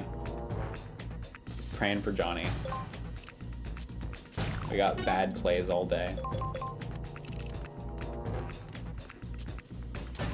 Beyond Oasis is the next one. Another one of those Zelda-like titles that they made at the time. Beyond Oasis is really good. It's like a more action-y Zelda. It's just really good, man. It's like Arabian themed. It's cool. A lot of characters in the world too. It was definitely beyond the first and second Zelda, kind of competing with A Link to the Past, which I mean, like, good luck, you know, but still a good game in its own right. Which way should I face? I shouldn't. I should go here. Have you gone back to Dreams? I've gone back to play Dreams a little bit, but I haven't really been spending time learning it, because, like, the more time I was spending learning it, the more I was like, why am I not just in Unity? Why am I not just learning more Unity stuff? I think it's really cool, but, like, I've kind of decided I just want to focus on learning Unity stuff. I've been playing some people's creations, though, and, like, within a very short space of time, people have already made an amazing library of content. Beyond Oasis also has weird input moves that are super busted. Does it? GTJ also says it's got fighting game inputs. Does it? Whoa, really? I played it, like, a long time ago on the PSP Genesis collection, and I don't remember that at all. That's super cool. That's totally news to me. Clearly I need to, like, re-explore that. Okay, so Teleco actually got through super well. Let's see if Snake can make that happen, too. He's got 2 Genome Soldier cards, so it might be good.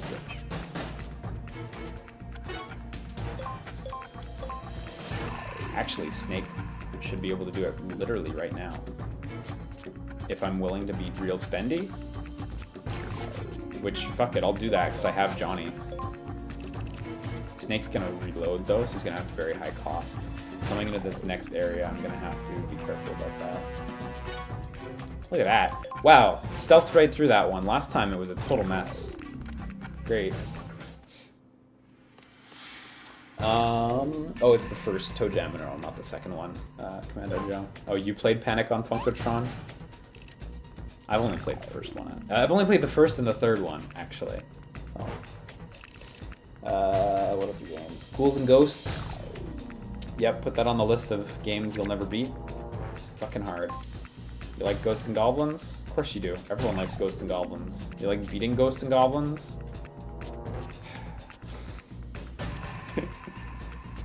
What a fucking nightmare.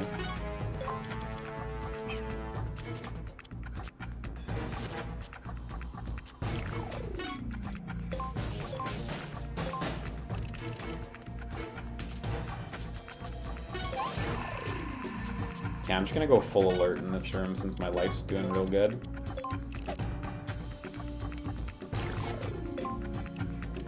We can resume our optimal playstyle from earlier. Oh my god, you assholes. You colossal assholes. Why did this happen to me?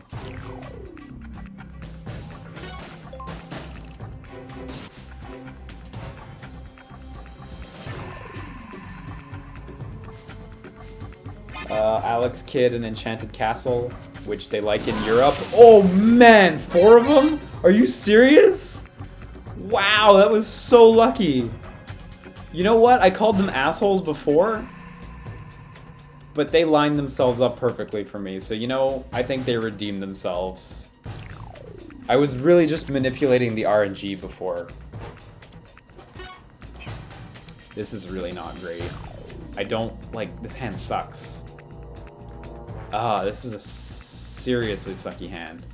I think I'm just gonna move a good amount with my FAMAS and shit, and then I'm gonna use Jonathan to reduce my cost to 0, so I get to go first, which is not an optimal use of Jonathan, but it's what I got. And then Johnny would make me go 4th, so that'll wait till next turn. Oh, we got deck reload. Oh my god. Oh my god. Oh my god. Snake is on bad shit right now. We're gonna go Night Eyes with that vision on. Johnny for a new hand. Oh, give me Jonathan! Since my deck shuffled, I can actually draw Jonathan. I didn't get Jonathan, but I got good cost downs. Now I get to go 3rd. Okay, that's good. That worked out. Probably gonna eat a hit here, but... Oh no, those guards can't see from that range, it's true. Unfortunately, I also can't hit them. Just the way everything worked out.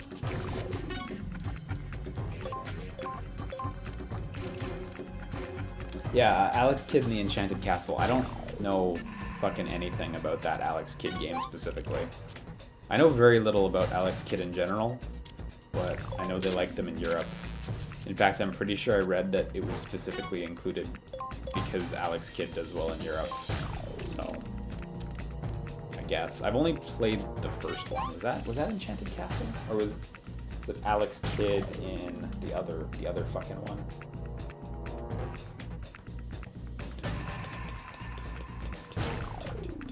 Alex Kidd in Miracle World. Oh, Miracle World was the Master System one. Okay, no, Enchanted Castle was the first and only Genesis one. Wow, I didn't know that it was the only Genesis one. I didn't realize all the other ones were Master System. That's crazy.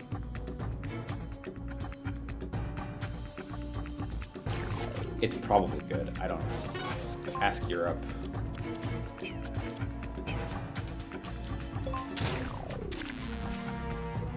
This thing better get Rystar, or what even's the point? I'm like quite hopeful that the last couple of games are going to be really special, but there's already a really good list. Aside from Phantasy Star and Shining Force, did the Genesis even have RPGs? Yeah, but not many. That's most of the ones that came out in English.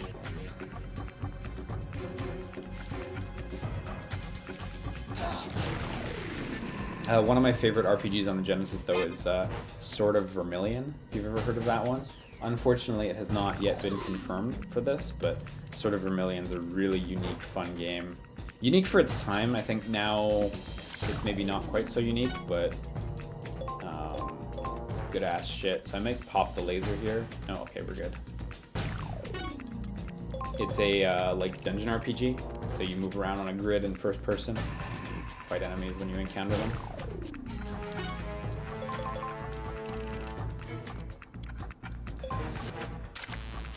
Wait, was it? Or am I thinking of another game? Let me look what Sword of Vermilion looks like. Let me peek them screenshots. Sword of Vermilion. Am I thinking of a different game? Oh, yeah, okay, no, never mind. I'm thinking of a different game. That's weird, because in my head I'm still like, no, Sword of Vermilion's the one I like. Like, looking at the screenshots, I know this is the one I like.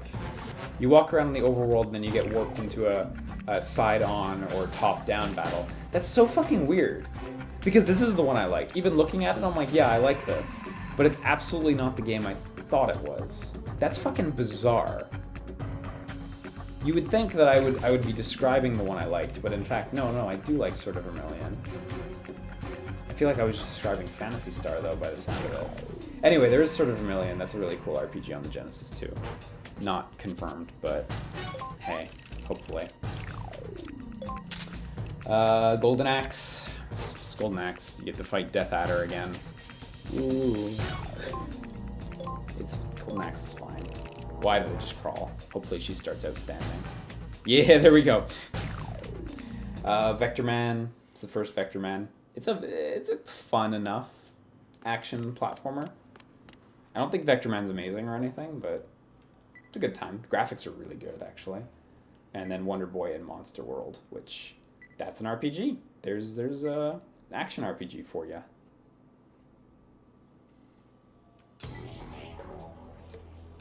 That's the list we have right now.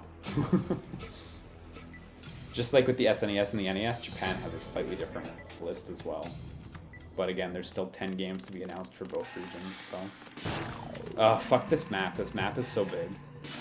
Like, this entire mission sucks, but this map is huge. This one's particularly circuitous.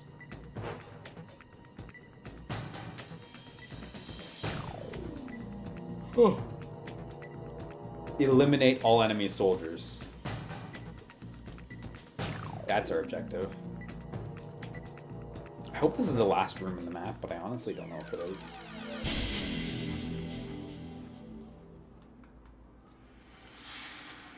Oh, already on full alert. Okay.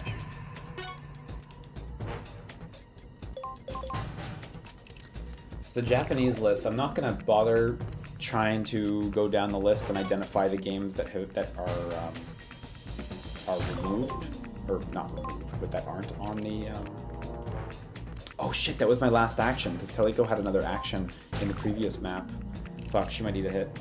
I'm not going to go down the list and like figure out which ones are different. I'll just list off the Japan-only ones. I don't think anyone wants to hear what the West-only ones are.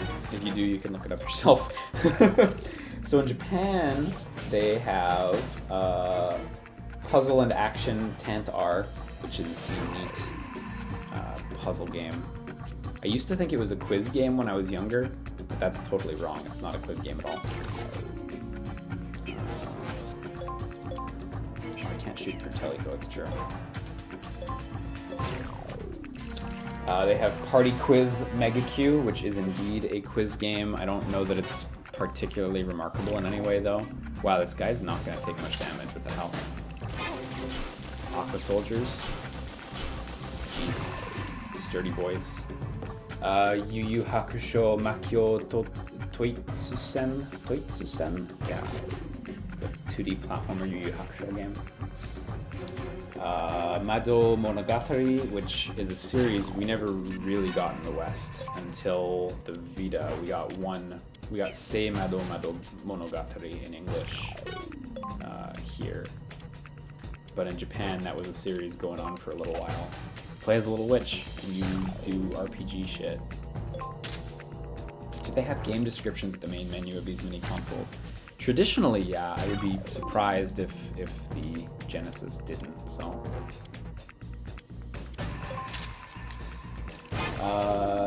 Rent-A-Hero, which is a game I don't know anything about. Puyo Puyo Tsu, which is just the second Puyo Puyo. Vampire Killer, what a name for Castlevania Bloodlines. They have Wrestle Ball. What the fuck is Wrestle Ball? What the fuck kind of Genesis game is Wrestle Ball? That is spelled exactly how you think. Oh, that's Powerball. Oh, wow, okay. I didn't realize it was called Wrestle Ball in Japan. It's literally like a fake sports game, is what that is. That's so neat. Dyna Brothers 2 Special, Game no Kanzume Otokyo. God, what is that one?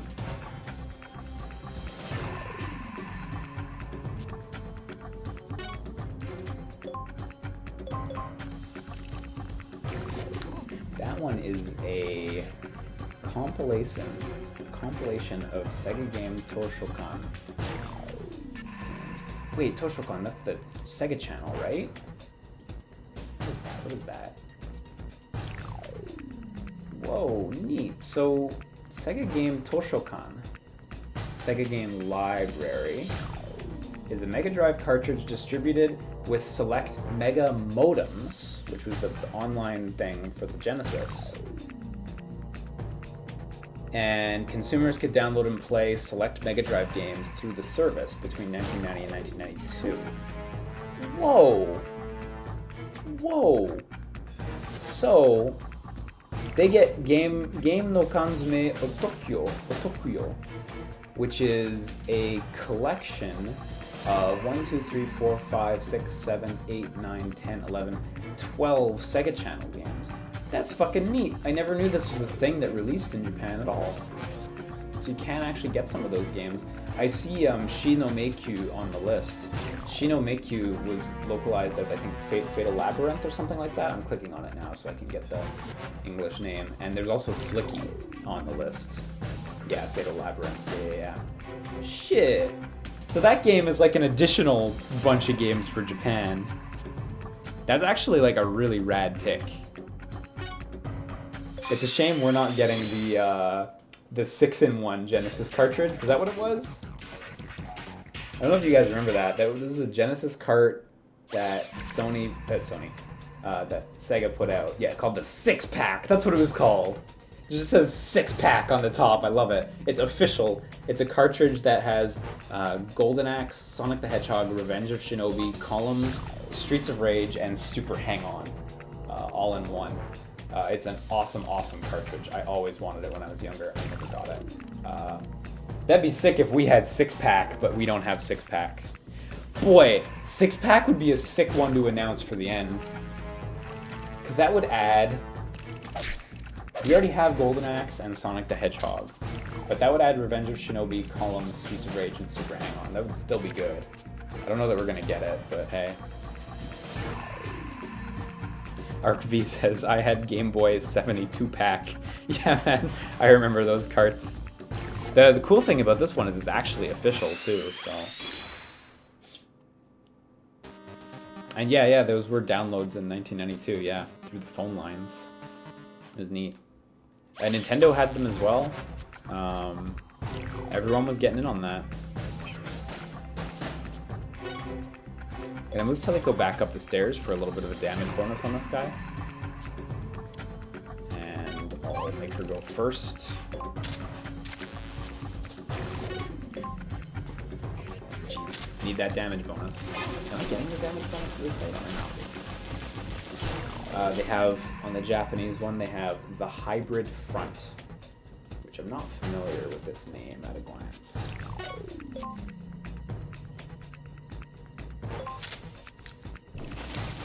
Hybrid Front.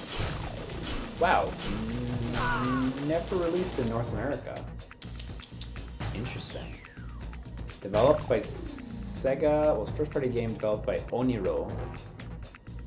Barely developed anything. They shut down pretty soon after that. It's a tactics RPG. Wow. Or sorry, not RPG. It's a tactics game.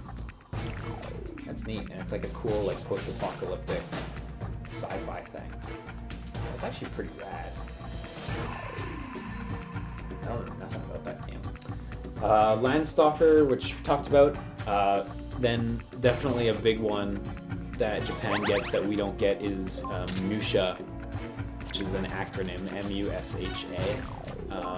Musha is an extremely expensive Genesis game, and it is a radical shmup. I highly recommend finding a lending link for that game and giving it a go, because I don't think there's any way for you to buy it. I think it was on the Virtual Console at some point, but I don't know if it released in North America or if it was only in Japan as well. So. Not that you can even buy stuff on the Wii Virtual Console anymore, rest in peace. Thunder Force 3, which we got. Yeah, so those are the different ones.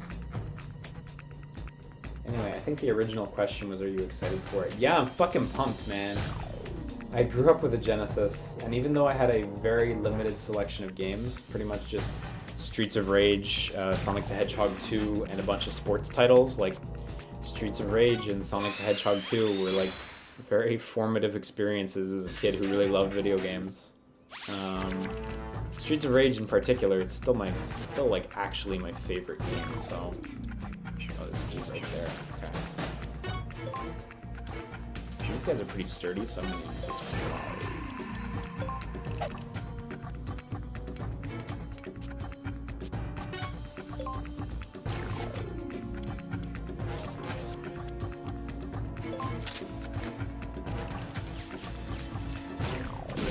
I don't like that guy up above, though. He's gonna get a huge damage bonus as we're running past. I need to try to make sure my characters stay beneath him.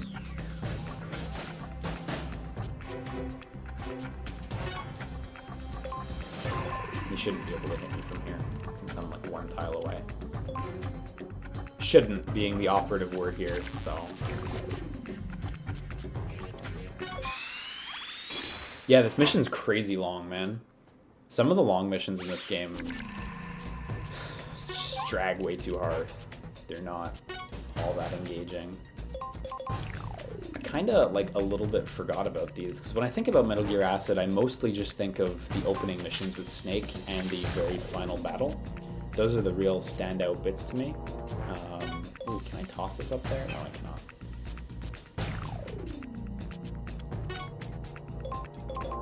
Definitely a lot of these like mid-late game Snake and Teleco missions that last a year are not things that stood out or that I even really remembered. But here we are.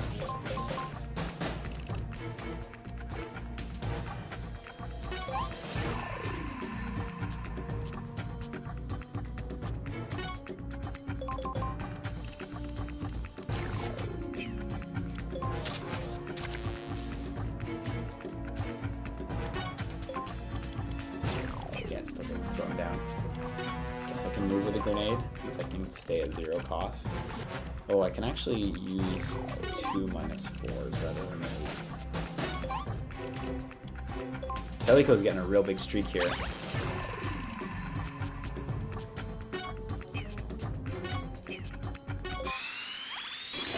Hoping for some cost downs here so Teleco can keep going first.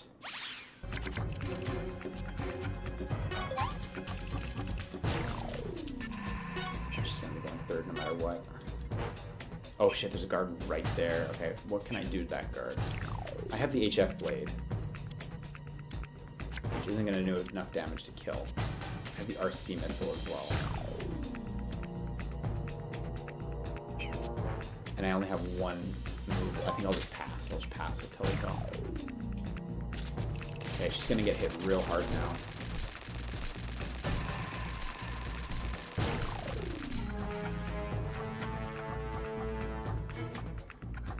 Yeah, if you're just getting into games nowadays, Pariah, I agree, there's a whole lot of catch-up. Oh, so the enemy's right in front of me. Can't see him, but he is there.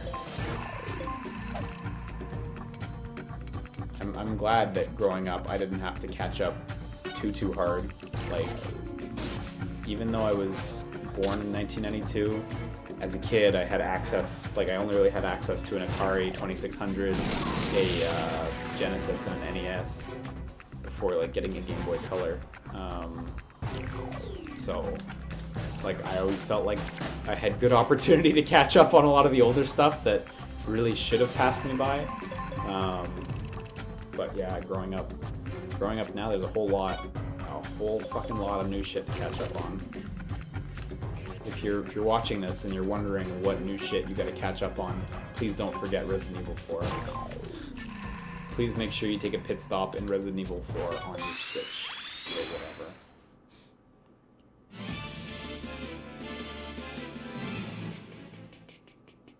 Oh yeah, like, no doubt, like, that said, like, most kids should just worry about playing new games because there's so many great new games out there, you know, for sure.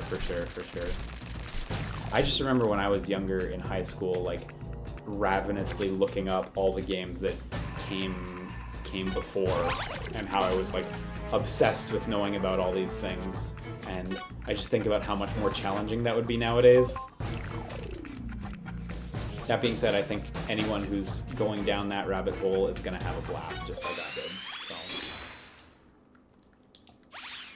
I thought that was a really fun time in my life.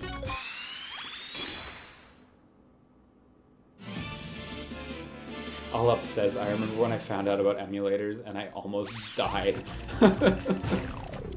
Yeah, that's one way to react. I had a bunch of friends in high school who would emulate games on the school computers. Play during class.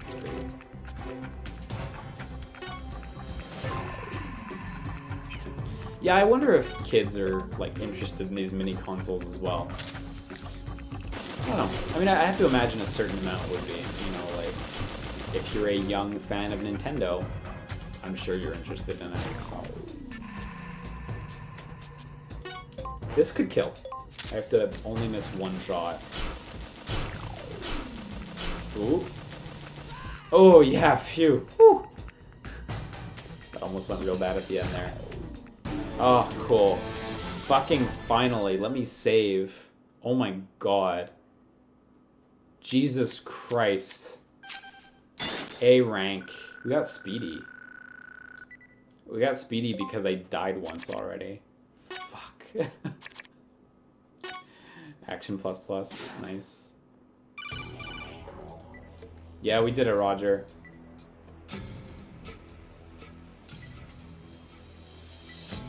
We have less than an hour till the flight explodes.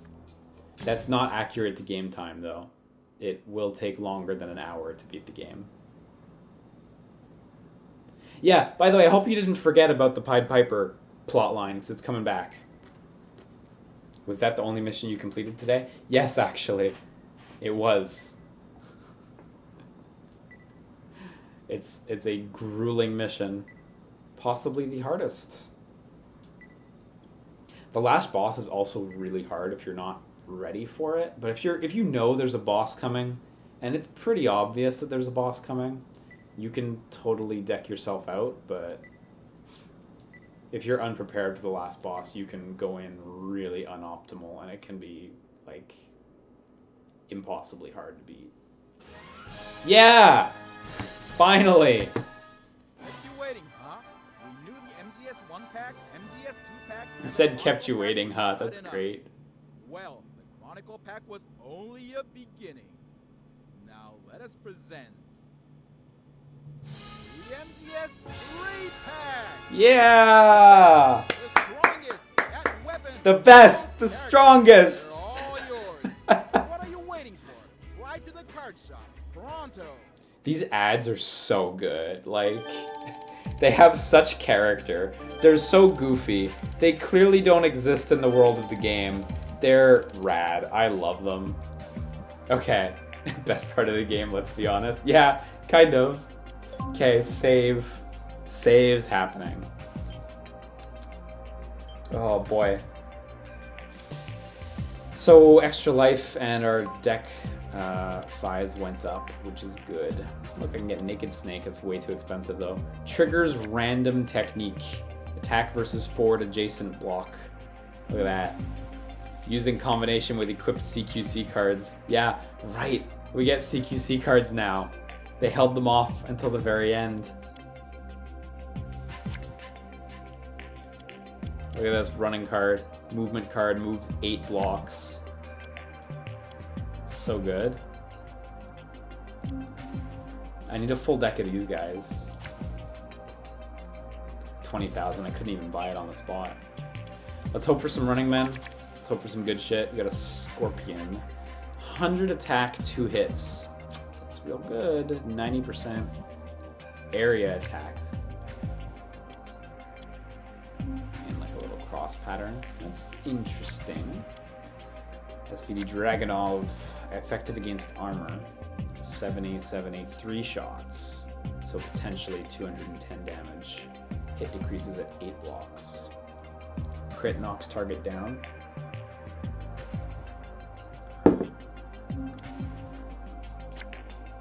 Evade level 3. Look, 100% chance of dodging. Any direction. Costs so much though, and then it's gone. Another evade level 3. Throw! Yep, you throw. Reaction block. Yeah, Ocelot unit, that's good. And cost minus 12, those are 2 excellent pulls. That's exactly what I want right now. Give me more of those guys. Gru Soldier, that's good as well. Wow, re-evade and throw, really, stop giving me those, please. Ally cost minus 12, no, don't want that. Bandage? I don't know, pretty expensive. Attack 1 enemy. Attached to weapon, turns area attack into single attack. Okay. I mean, I guess there's practical uses for that, but not for me. Power of Science, attack plus 10 versus armor. That's on each hit, right? So with a machine gun, that would be quite good. Survival Knife makes target bleed. That hits once? Yeah, ineffective against machines.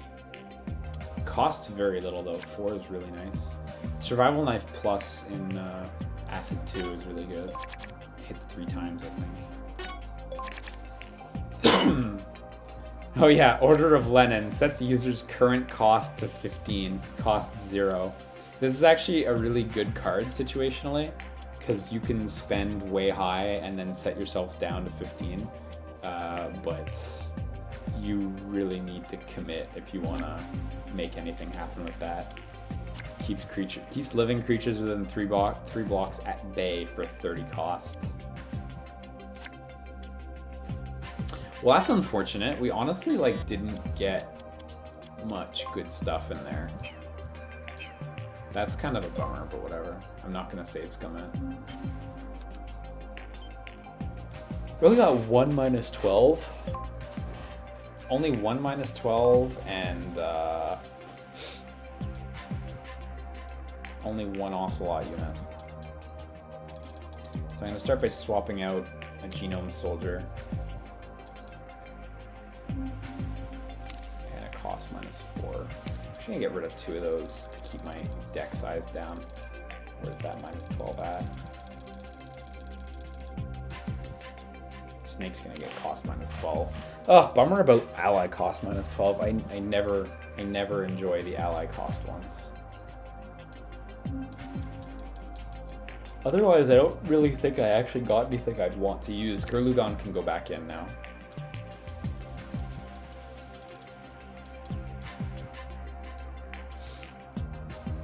Yeah, like I don't think I actually want to use much of anything else. Oh yeah, we got Gru Soldier too, it's true. So we got an Ocelot and a Gru Soldier.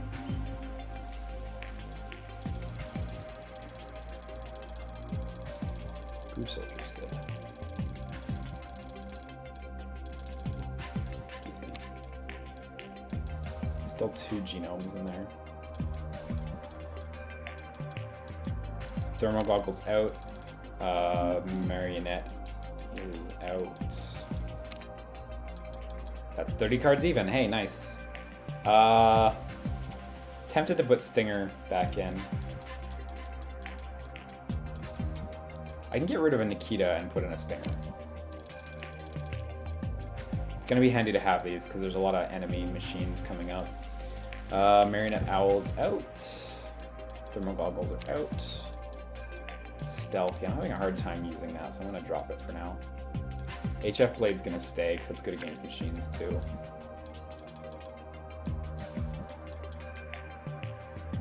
I have a spare Stinger, so let's pop a Stinger in there and get rid of an RC missile for her as well. And she needs weapons too, so I can give her some more FAMASs. Just tons of FAMAS. I like them so much. There's just no commitment necessary, right? Like they're so easy to use. Great, great, amazing. There we go.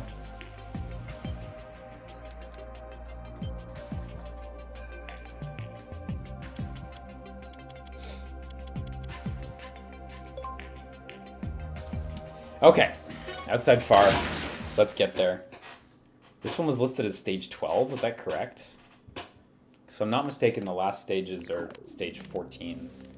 I guess, minor spoilers, the last stage is a multi-part, but they're actually different missions, like 14-1, 14-2, etc. This is only 12, really? I thought this would have been 13, but that's okay.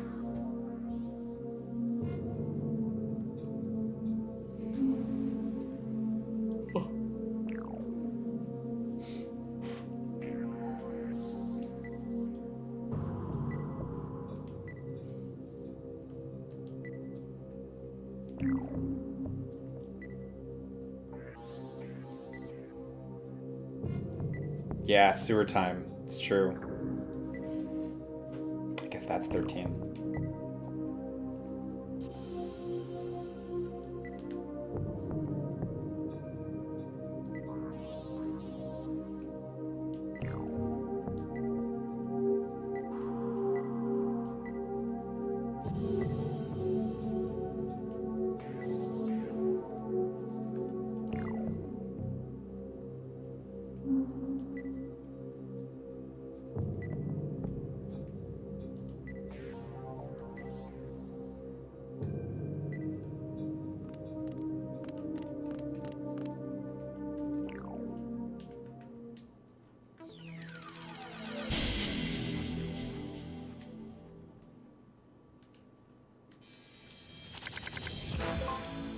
Okay, we got Gurlugon right out of the gates, so we'll be able to get a lot going on.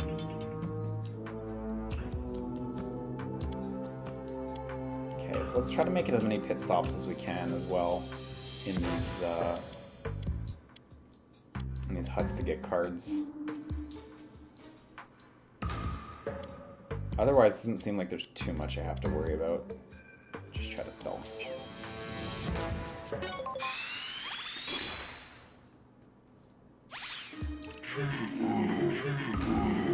Yeah, I'm not really averse to the idea that Fortnite's the only game that kids are playing. I mean, this is going to be judgmental of me, but I'd rather they play Fortnite than, you know, I'd rather they obsessively play Fortnite than obsessively play Clash of Clans. You know, like, Fortnite, like, if Fortnite's the worst problem for kids, that's a good thing, you know? More games should aspire to be as good as Fortnite can be as a free-to-play title, I think. You know? It's a lot less scummy and a lot more good.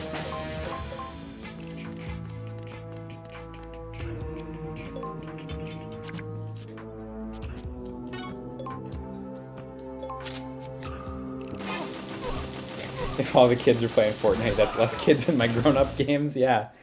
Yeah, it's one way to look at it. You gotta play Fortnite, Commando Joe.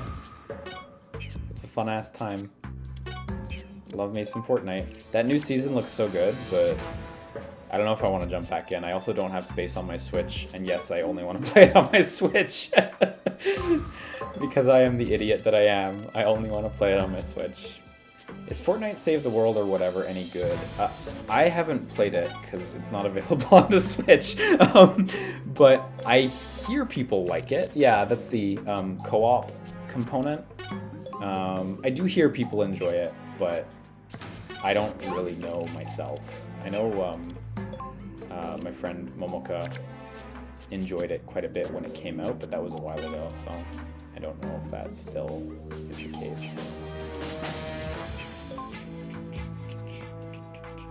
Kind of sucks that Fortnite doesn't let you choose a default character at all, though, unless you pay. Yeah, you know, I kind of like part of the intent of that, which is like not all of the default characters look the same. I do like that intent, honestly, because let's be real, it would be a total character sausage fest. You know, I like that they like force that. I think that's really cool, actually. And by sausage fest, I don't just mean it would only be male. Although I guess Sausage Fest kind of implies that, doesn't it? I kind of mean like people would just gravitate to white girl and white guy. Like, and you'd just be fighting a bunch of them and it would just be boring. I do like that there's like, what is it, 8 different default characters. So when you're playing, you always feel like you're fighting like a varied selection of opponents. And you can tell people apart really easily. I mean, that's like, for me, I think that's an important part of the costumes, is being able to actually differentiate people on a field with 100 different people around.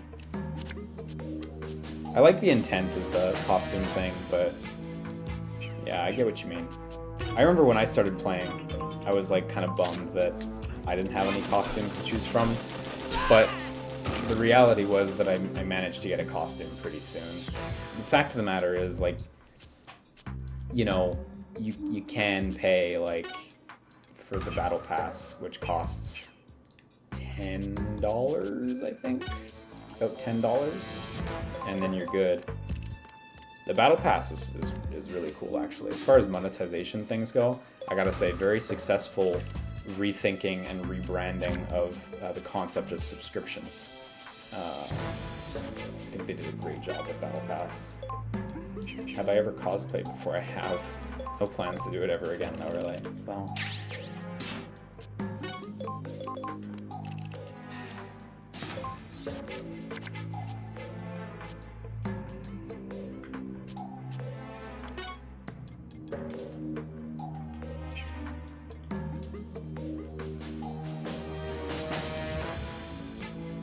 Enemy around that corner, so unless I can take care of him, I shouldn't step out. Unfortunately, he does have a shield, so not much I can really do against him head on. I think I'll try to just back up and go around.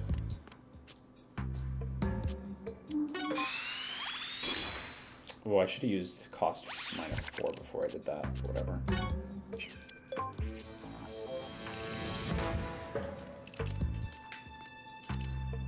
Oh, you know what? He actually just stepped out into a really bad spot, so unfortunately I'm going to have to spend a card to move back, but he just really opened himself up. That's great. Get trashed.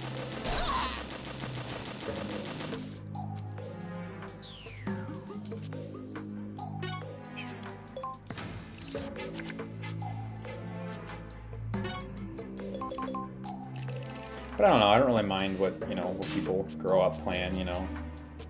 If people looked at the history of games I was playing, like, I think people might be like, wow, this guy must have bad tastes, you know? What has he played? Oh, he's played 40 hours of Anthem, and he's playing Elder Scrolls Blades. And what else am I playing? Days Gone. Yeah, I'm like 30 hours into Days Gone. Boy, this guy must have shit taste. What a shame. You know? So I don't really mind what the kids are playing. They can have a good time, and if they ever become interested in, you know, in games, then there are tons of people out there who are ready to be helpful or condescending or both about how they should be playing other games. So... Why haven't we gotten an Elder Scrolls Blade stream yet? I don't fucking want to stream it. It's neat.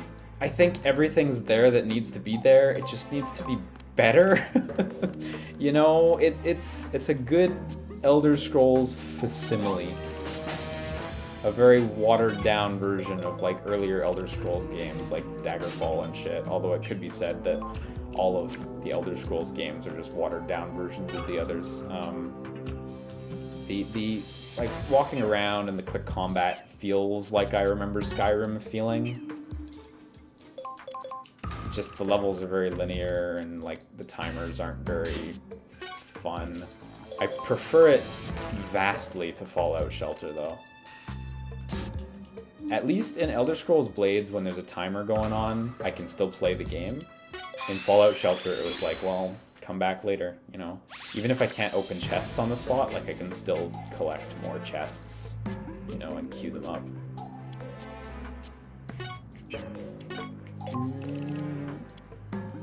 It's alright, but it needs more. It's really not where it needs to be entirely. I played it for like an hour or two, like the day it came out, and well, the first 2 days it came out, and then like since then I've been like logging in for dailies and like doing a mission or two, but not a whole lot of real play. So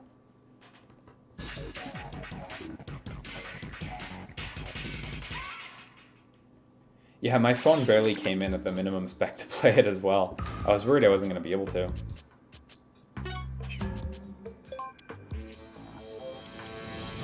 Sorry, I'm supposed to go to sewers, but I forget exactly where that is.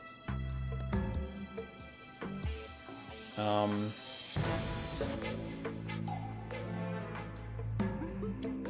feel like they talked about how I wasn't supposed to go in this direction towards the gun turrets.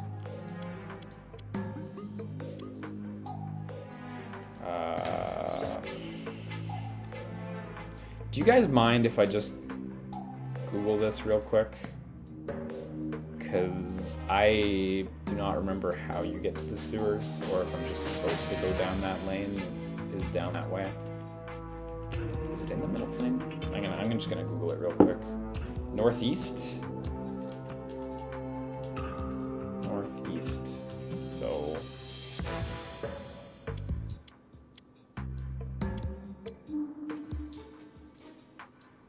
like a hole in the wall or something to crawl through.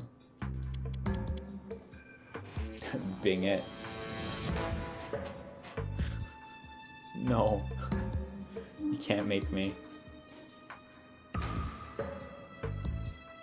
Golly gosh.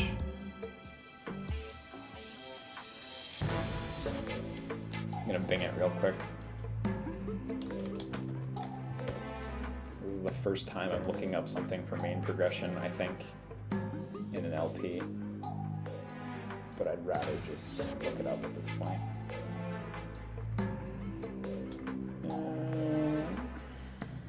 Outside far. Take the southern route to the western wall. 2 guards in the west and tend to group up together in the north. Once you approach the northwest building, search for the square 3 squares down and 1 square west of the building's door. Oh boy. Okay. The northwest building, which is this one. So I just have to walk around squares. Oh god, I think I'm actually so close to the square. I think I'm actually really, really close to the square. Is this it? The square's got some funny stuff going on at the edges. Yeah, there we go. Damn. Dang. Is there a single person on Earth that uses Microsoft Edge? I use Microsoft Edge. I use it on my my laptop because when I'm running Unity and Visual Studio at the same time, my laptop is so pushed to the limits, and if I try to use Chrome, it will usually crash. It sucks.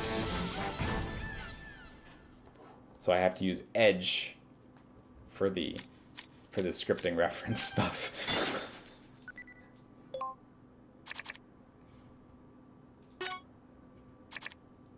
Ocelot unit. Hey, that's good. That was lucky.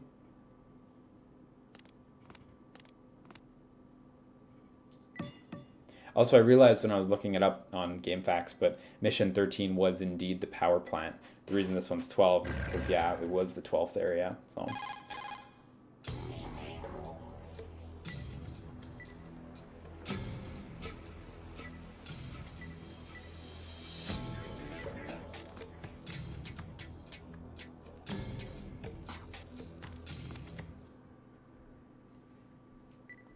When did mankind lose touch with natural selection?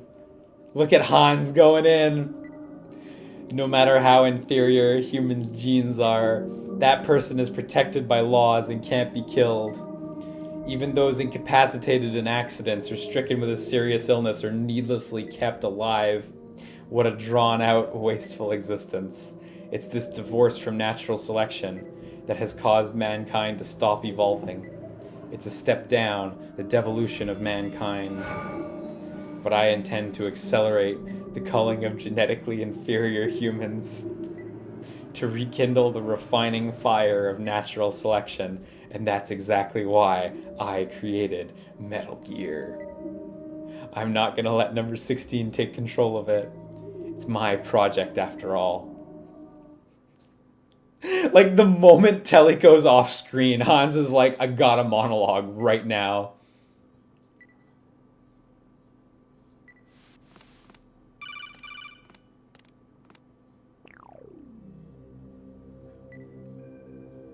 If you get to the core of that place, the Hans Davis inside you will awaken. The part of you that's awake now, the snake in you, will be completely overridden. Are you sure you want to keep going?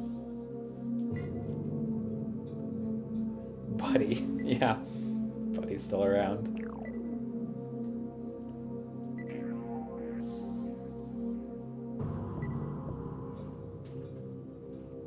Who's this guy? Who's this next one? Oh, Buddy's on the plane.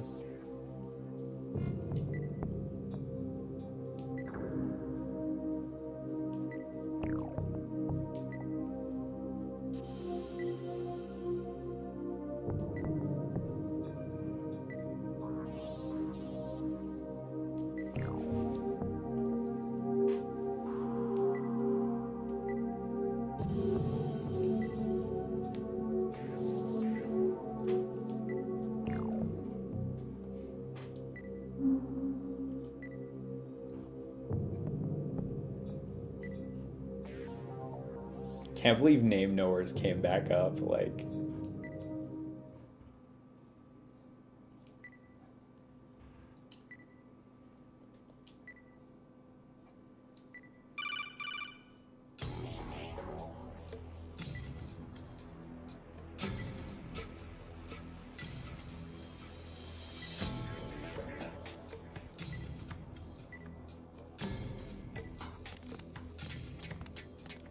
Yeah, walk that off.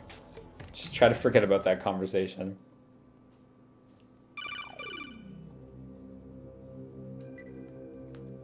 This private conversation, not for Snake's eyes.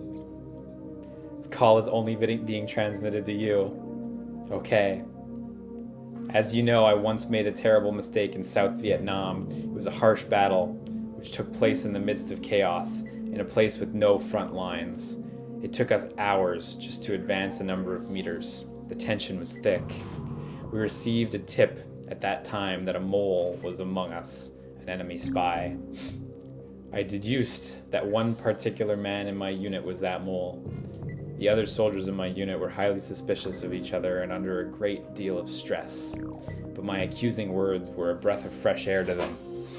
Everyone chased after the man accused, including me. It was like we were after a wounded deer, drooling to gun it down, almost as if competing for its blood. Things got out of hand, but he shot down dozens of my men and managed to get away. From then on, his whereabouts were unknown.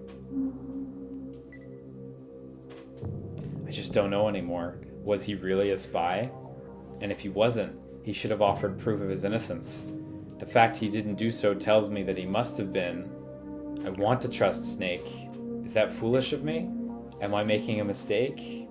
Should I be suspicious like I was in Nam? Colonel, how I answer that doesn't really matter. Your mind is already made up about Snake. Thank you, Teliko.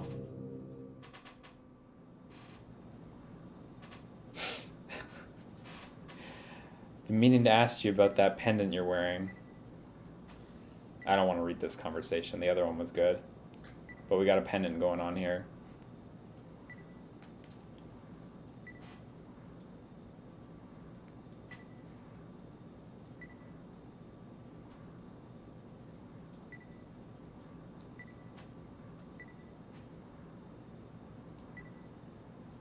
Oh shit, look at this. Vigo's figuring it out for us.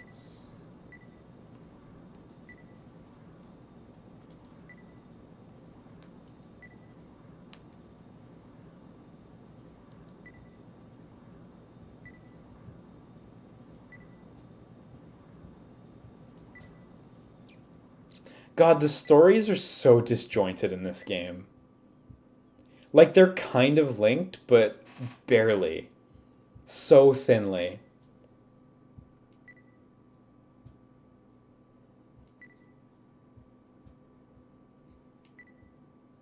Anyone seen Detective Pikachu? And there's a spoilery question. I've seen it, so don't even worry about that. But, like, yeah.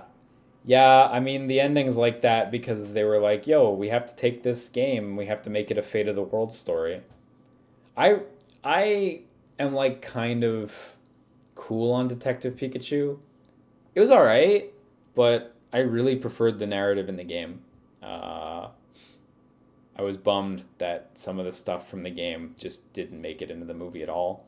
And I was bummed that the movie is like just Fate of the World stuff when the game's like much lower stakes. I felt like it was better in the game, but the ending of the game is different. There's a lot of similar, but it's not Fate of the World. So, yeah. And one of the main points, like what the villain was trying to do, is not a thing at all in the game. So some of the stuff that you wouldn't expect to be in the game is absolutely there. Like the guy who has the Charizard and he's just got all the drugs. That dude's totally in the game, but other stuff is new, like the Torterras. And like the Pokemon lab being like evil. That's in the game. It's like a nice lab, and there may or may not be an evil person working there, but it's like a nice lab. I gotta say, biggest bummer for me in the movie is leaving out the. Let me just make sure I have the name of the. Let me just make sure I have it right. Yeah, leaving out the SS Prime. I really liked the SS Prime section of Detective Pikachu. This is only in the game. This is not like spoilers or anything. But you go aboard a ship that is a lot like the SSN, but it's not. It's the SS Prime, and you do a lot of cool detectiving there, and it's dope. And that whole detectiving thing's gone. So they don't do much detectiving in Detective Pikachu, you know. So I'm sorry. I don't know if I said that right. They don't do much detectiving in the Detective Pikachu movie. Meanwhile, in the game, you get to do a lot of detectiving, so, yeah. Oh, it's very similar to the game, yeah. A lot of it overlaps, actually. same characters, same character names in a lot of cases. Not 100% of the cases, but a lot of the cases. But a lot of different stuff otherwise.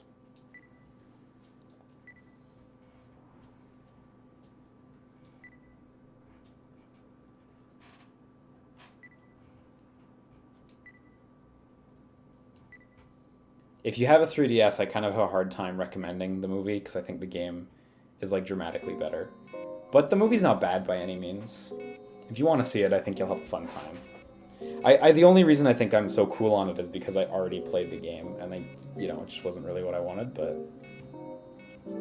Why do the humans in Detective Pikachu, the game, look so off? Yeah, I know, right? What's up with that? It's like a totally different art style from the other games. Like, it's not Sugimori art at all. I don't know. I don't know why that is. I have no idea.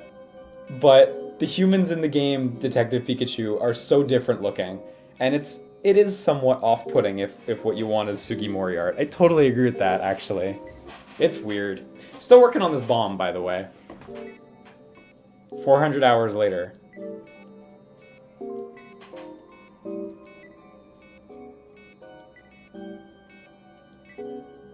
Just another one of those things that I think, like, demonstrates how fucking disjointed the stories are. This bomb should have been solved ages ago.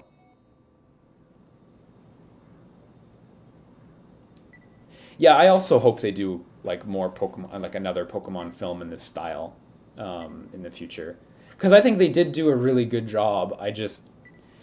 For me, it was hard to separate it from the game because I had already played it. But I'd be down to see an original film, like, totally. I think they have what it takes. I think they did a really good job, so...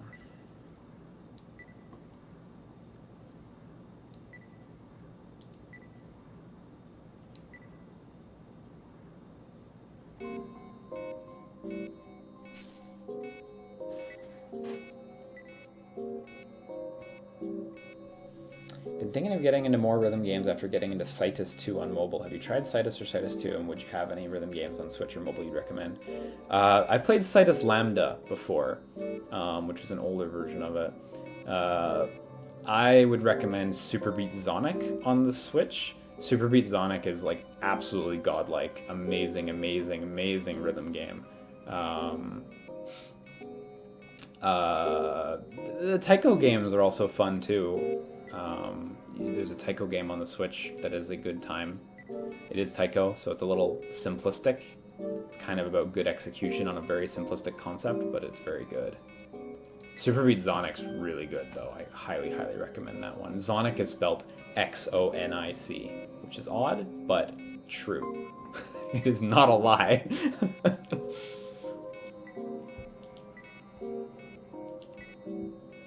On mobile, too, I know everyone likes their Bang Dream and their Love Lives and their Utapri, so those are worth checking out, too. The gameplay is fun. Oh, you're very welcome. I hope you enjoy one of them. Oh, yeah, Demo. That's a great recommendation, Pariah. It's true. Demo is really, really good.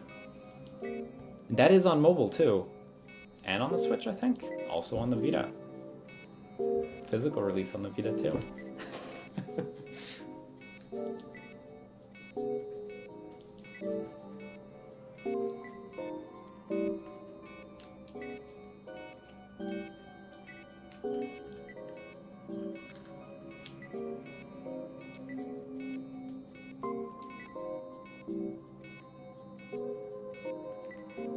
Yeah, the PS4 like reimagining of Demo does look cool.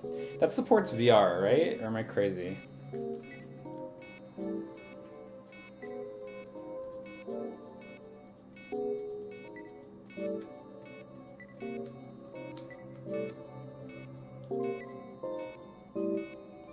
Yeah, okay, it does maybe possibly support VR. Cool. Thank you for the possible confirmation. Yeah, Blazy Maniac. The Vita's got a nice selection of rhythm games, too. Some good Project Divas. A great Taiko game, Super Beat Sonic. IAVT Colorful, the IA Vocaloid game. That was really good, actually. Only came out in Japan, but the menus are English already, so... plus it's a rhythm game, so... the terrible Love Live rhythm games. You can play those on the Vita. They suck. It's such a shame. Those should have been slam dunks, and they were just disasters, man. I can't believe those came out so bad. Like, they really should have just delayed those games, but I don't think Kadokawa wanted to play ball with delays on Love Live. Womble says, so I keep hearing about the Vita shutting down. Are servers going down or just game production? So, to be clear, nothing's... So they stopped making Vitas worldwide, so there's no more new ones that are going to get made, so if you want a new Vita, buy it now. But otherwise, nothing's really happened. I mean, they stopped... There's no more Vita cartridge printing in the US and in Europe, but that's been the case for like 2 years. We've known about that for like 1.5 years to 2 years now.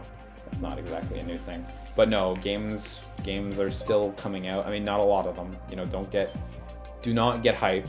You know, but no, the servers aren't shutting down either. For reference, actually, you can actually still connect a PSP to the internet wirelessly and access the PlayStation Store and download all your stuff. Can you still buy stuff through the PSP's PSN? Can you do that? I don't know, and I think I mentioned this before, but I can't connect it to the internet here. But anyway, you can still, you know, even on a PSP, you can still connect to PSN, and those came out in 2004, right? So I wouldn't be worried about losing access to PSN from the Vita anytime soon. This is not to mention like Content Manager and the ability to move content through the PS3 and such. So the Gershon says, I actually tried to recently. Nope, cannot on the PSP. Thank you for the info. Appreciate it. I think I'm going to wrap up there for today, Metal Gear Acid. Next session we should be able to finish. But I know now the very next mission we're going to hit Far. Wow, look at that. That's so neat. I forgot the map like turns black like that.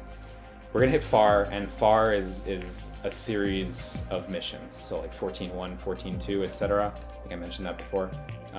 And I'd rather just do all of them in one go because they kind of connect to each other. Boy, Power Plant was long. 2 missions back and forth? I hesitate to say that was actually too much. It would have been cool at least if on the way out you took a different route and it was like a different layout, but hey. So Far as the last tile on the map, if I remember correctly. I mean, it may or may not, you know, be a larger area than it leads on at first, but this is pretty much the full world map. If you're wondering, you can't actually move back beyond Office, unfortunately. I always thought that was weird that you can't go do missions in the like tutorial area at the beginning, but I guess the map's so narrow, it's not like it would be particularly engaging anyway.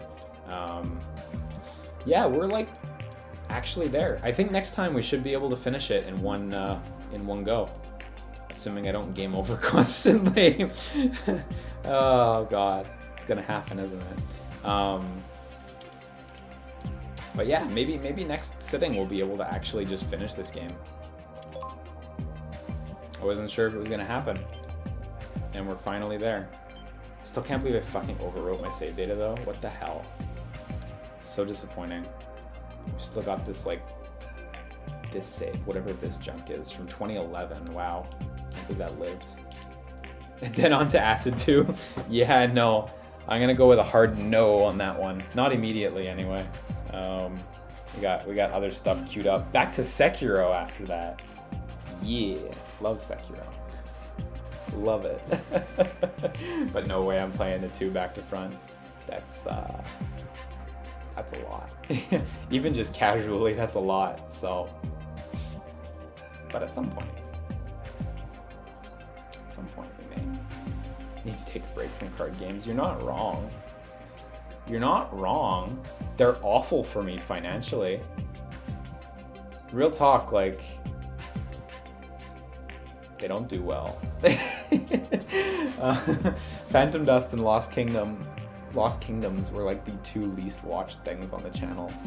The best performing card game was obviously Kingdom Hearts, Chain of Memories and Rechain of Memories. So obviously I formatted it in a way that people would absolutely not be able to watch. So how's Sekiro rank for you with the other Souls games now that you've had time to digest it? Yeah, good question, actually.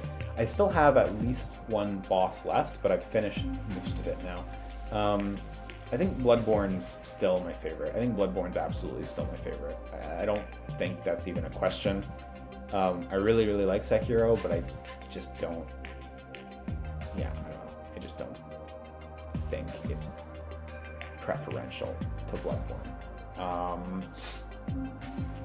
That being said, Sekiro would be like right up there, second or third, like way, way, way up there. Demon's Souls is only really high because I think because I loved the first experience I had with it that was so good and so surprising, because it was like, what even is a Souls game, you know? But I definitely think Sekiro is very high up there. I don't know how much I'm gonna want to replay it after I've finished the other endings. Like Bloodborne, I feel like I always just would love to go back and play Bloodborne. Like I'll just play Bloodborne now. I can play that any fucking moment of the day. And I don't feel that way about all the Souls games, and I definitely don't feel that way about Sekiro, I think. I mean, I want to play it now because I know I still have stuff to see, but I'm not sure I'm still going to feel that way after I've finished the other stuff. But I think it's phenomenal, like really, really top shelf stuff. I mean, they're all top shelf stuff. Even Dark Souls 2 is top shelf stuff. But Sekiro's like really up at the top, in my opinion. Was not at all disappointed in it. By the way, okay, my girlfriend... yeah, I shouldn't really talk Sekiro spoilers now, should I? Because it's not a given that you guys have all finished Sekiro. Okay, I won't say spoilers then. I'll talk around it pretty well. We'll be okay. My girlfriend just beat Genichiro, right? And I was talking to her, and she's like, yeah, I think this is gonna be the last boss. This character. And I'm like, in my head, I'm like, what the fuck? Have you even met that character yet? How did you know? How did you know that character's gonna be the last boss? Like, I didn't tell her this. I just kind of like went stone-faced and just kind of talked around it. But she nailed it. Actually before beating Genichiro, she took a while to finish him because he is somewhat challenging. And like during her struggles with Genichiro, she just nailed it.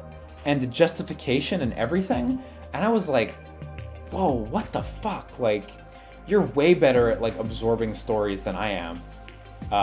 So I do think she'll be surprised by exactly the context of that last fight, but yeah, she nailed it. That'd be like playing Bloodborne and being like, bet you fight the moon presence at the end. I was very impressed. And she's gonna rub that in my face hard when she gets there. But you know what? Deserved. Totally deserved. And she was like, it's probably gonna be the dragon though, the last boss. Like, it's probably gonna be the dragon and not actually who the last boss is. She's like, because they always talk about the dragon. She's like, but I want it to be this guy, because I think it makes more sense. And I'm like, you think it makes more sense? Holy shit, how did you absorb so much story so early in the game? You haven't fucking talked to this character yet, as far as I recall. I mean, not as far as you know, but whatever. I'm so impressed. And that's gonna be a good time when she gets to it. That's gonna be a great ass time. I'm still looking forward to the owl stuff. So it's been really fun watching her play it. I see why other people enjoyed watching me play it. I understand very closely now. So she has this bad habit. She's like the opposite of me, where like for me, I'll run into a battle and at any cost I will avoid using items. For her, she will go into a battle and she will be like, okay, I think this is how you fight it. And she will immediately use any items that will push her towards that strategy. And like this strategy is abysmal and is terrible. Like, she got to the first headless and she was like, oh, don't I have an item for this? And she scrolls through and she's like, oh yeah, I have a confetti, or maybe it was the second headless, I can't remember. Anyway, she's like, I have a confetti, let me use that right away. And I'm like looking at her and I'm like, what are you doing? What are you doing? You haven't fought a headless. You're just gonna waste this confetti because it's gonna kill you. And there's no way you're gonna beat it on the first go. And she'll use the confetti and she'll use like a sugar and then she'll die like immediately. And I'll just try not to laugh. Just try to be nice about this. There's no way to be nice about this. But it's like really consistent. Like, oh, this character's gonna use lightning attacks because she saw them? Let me use the eel every time. And she used the eel like way too early and it's like, no, it's gonna run out. It's not gonna happen. But whatever, I love her, she's great. Yeah, okay, I'm wrapping up for real. Let me crack open that Streamlabs right over my knee.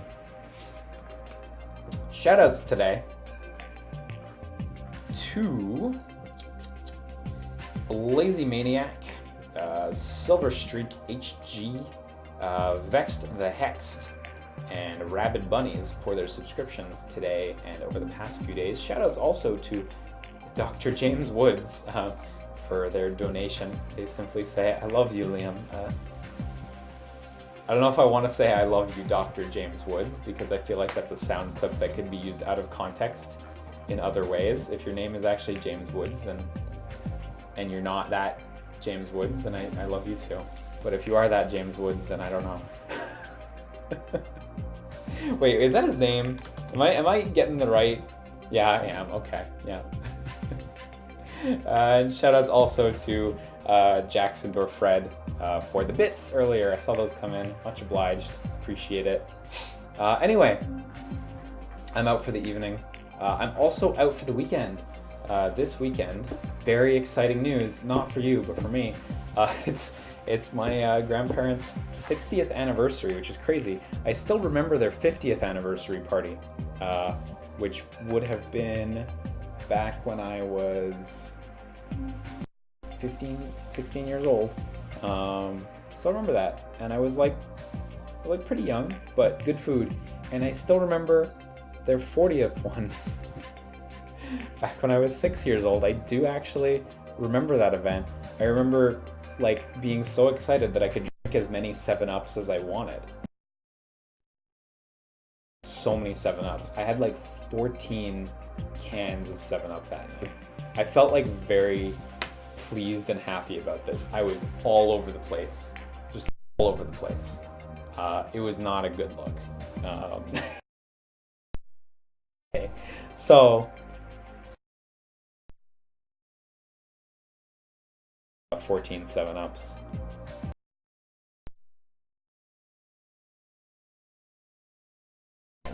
Also, I would die, right?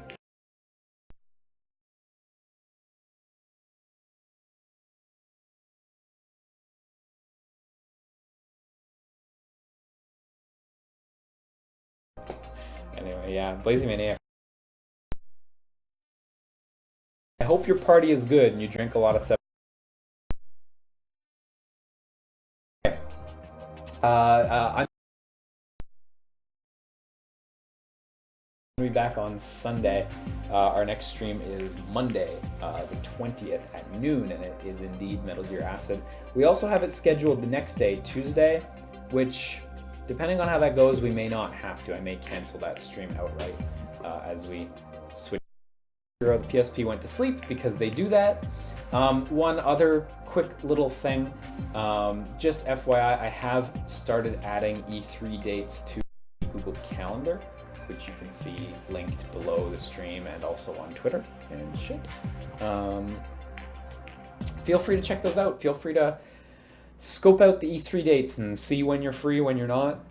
If you can't tune in, don't even worry about it. They'll be up on YouTube. They are June 9th, June 10th, and June 11th, which is Sunday, Monday, Tuesday. Monday are the two big days. I hope Sony announces a State of Play thing soon, because going to be odd having no Sony, you know? Like, Square Enix is probably going to be pretty good this year. I feel like Square Enix, it's always like a good year, a meh year, a good year, a meh year. And I feel like this year is bound to be a good one. I feel like we're going to see Final Fantasy VII. Shocking. I feel like we're going to see Kingdom Hearts 3 DLC, possibly. I hope so. That'd be nice. I feel like there's a chance we might get early rumblings of an Avengers title, but not entirely sure. And obviously they're going to announce at least one other Nier game, at very least. So, XSplit says, my recording has stopped. Please check that you have at least 20 megs of available free space. Oh no, I should stop. Okay. I'm going to get going. Take care, guys. Have a good evening. See you next week. Bye-bye.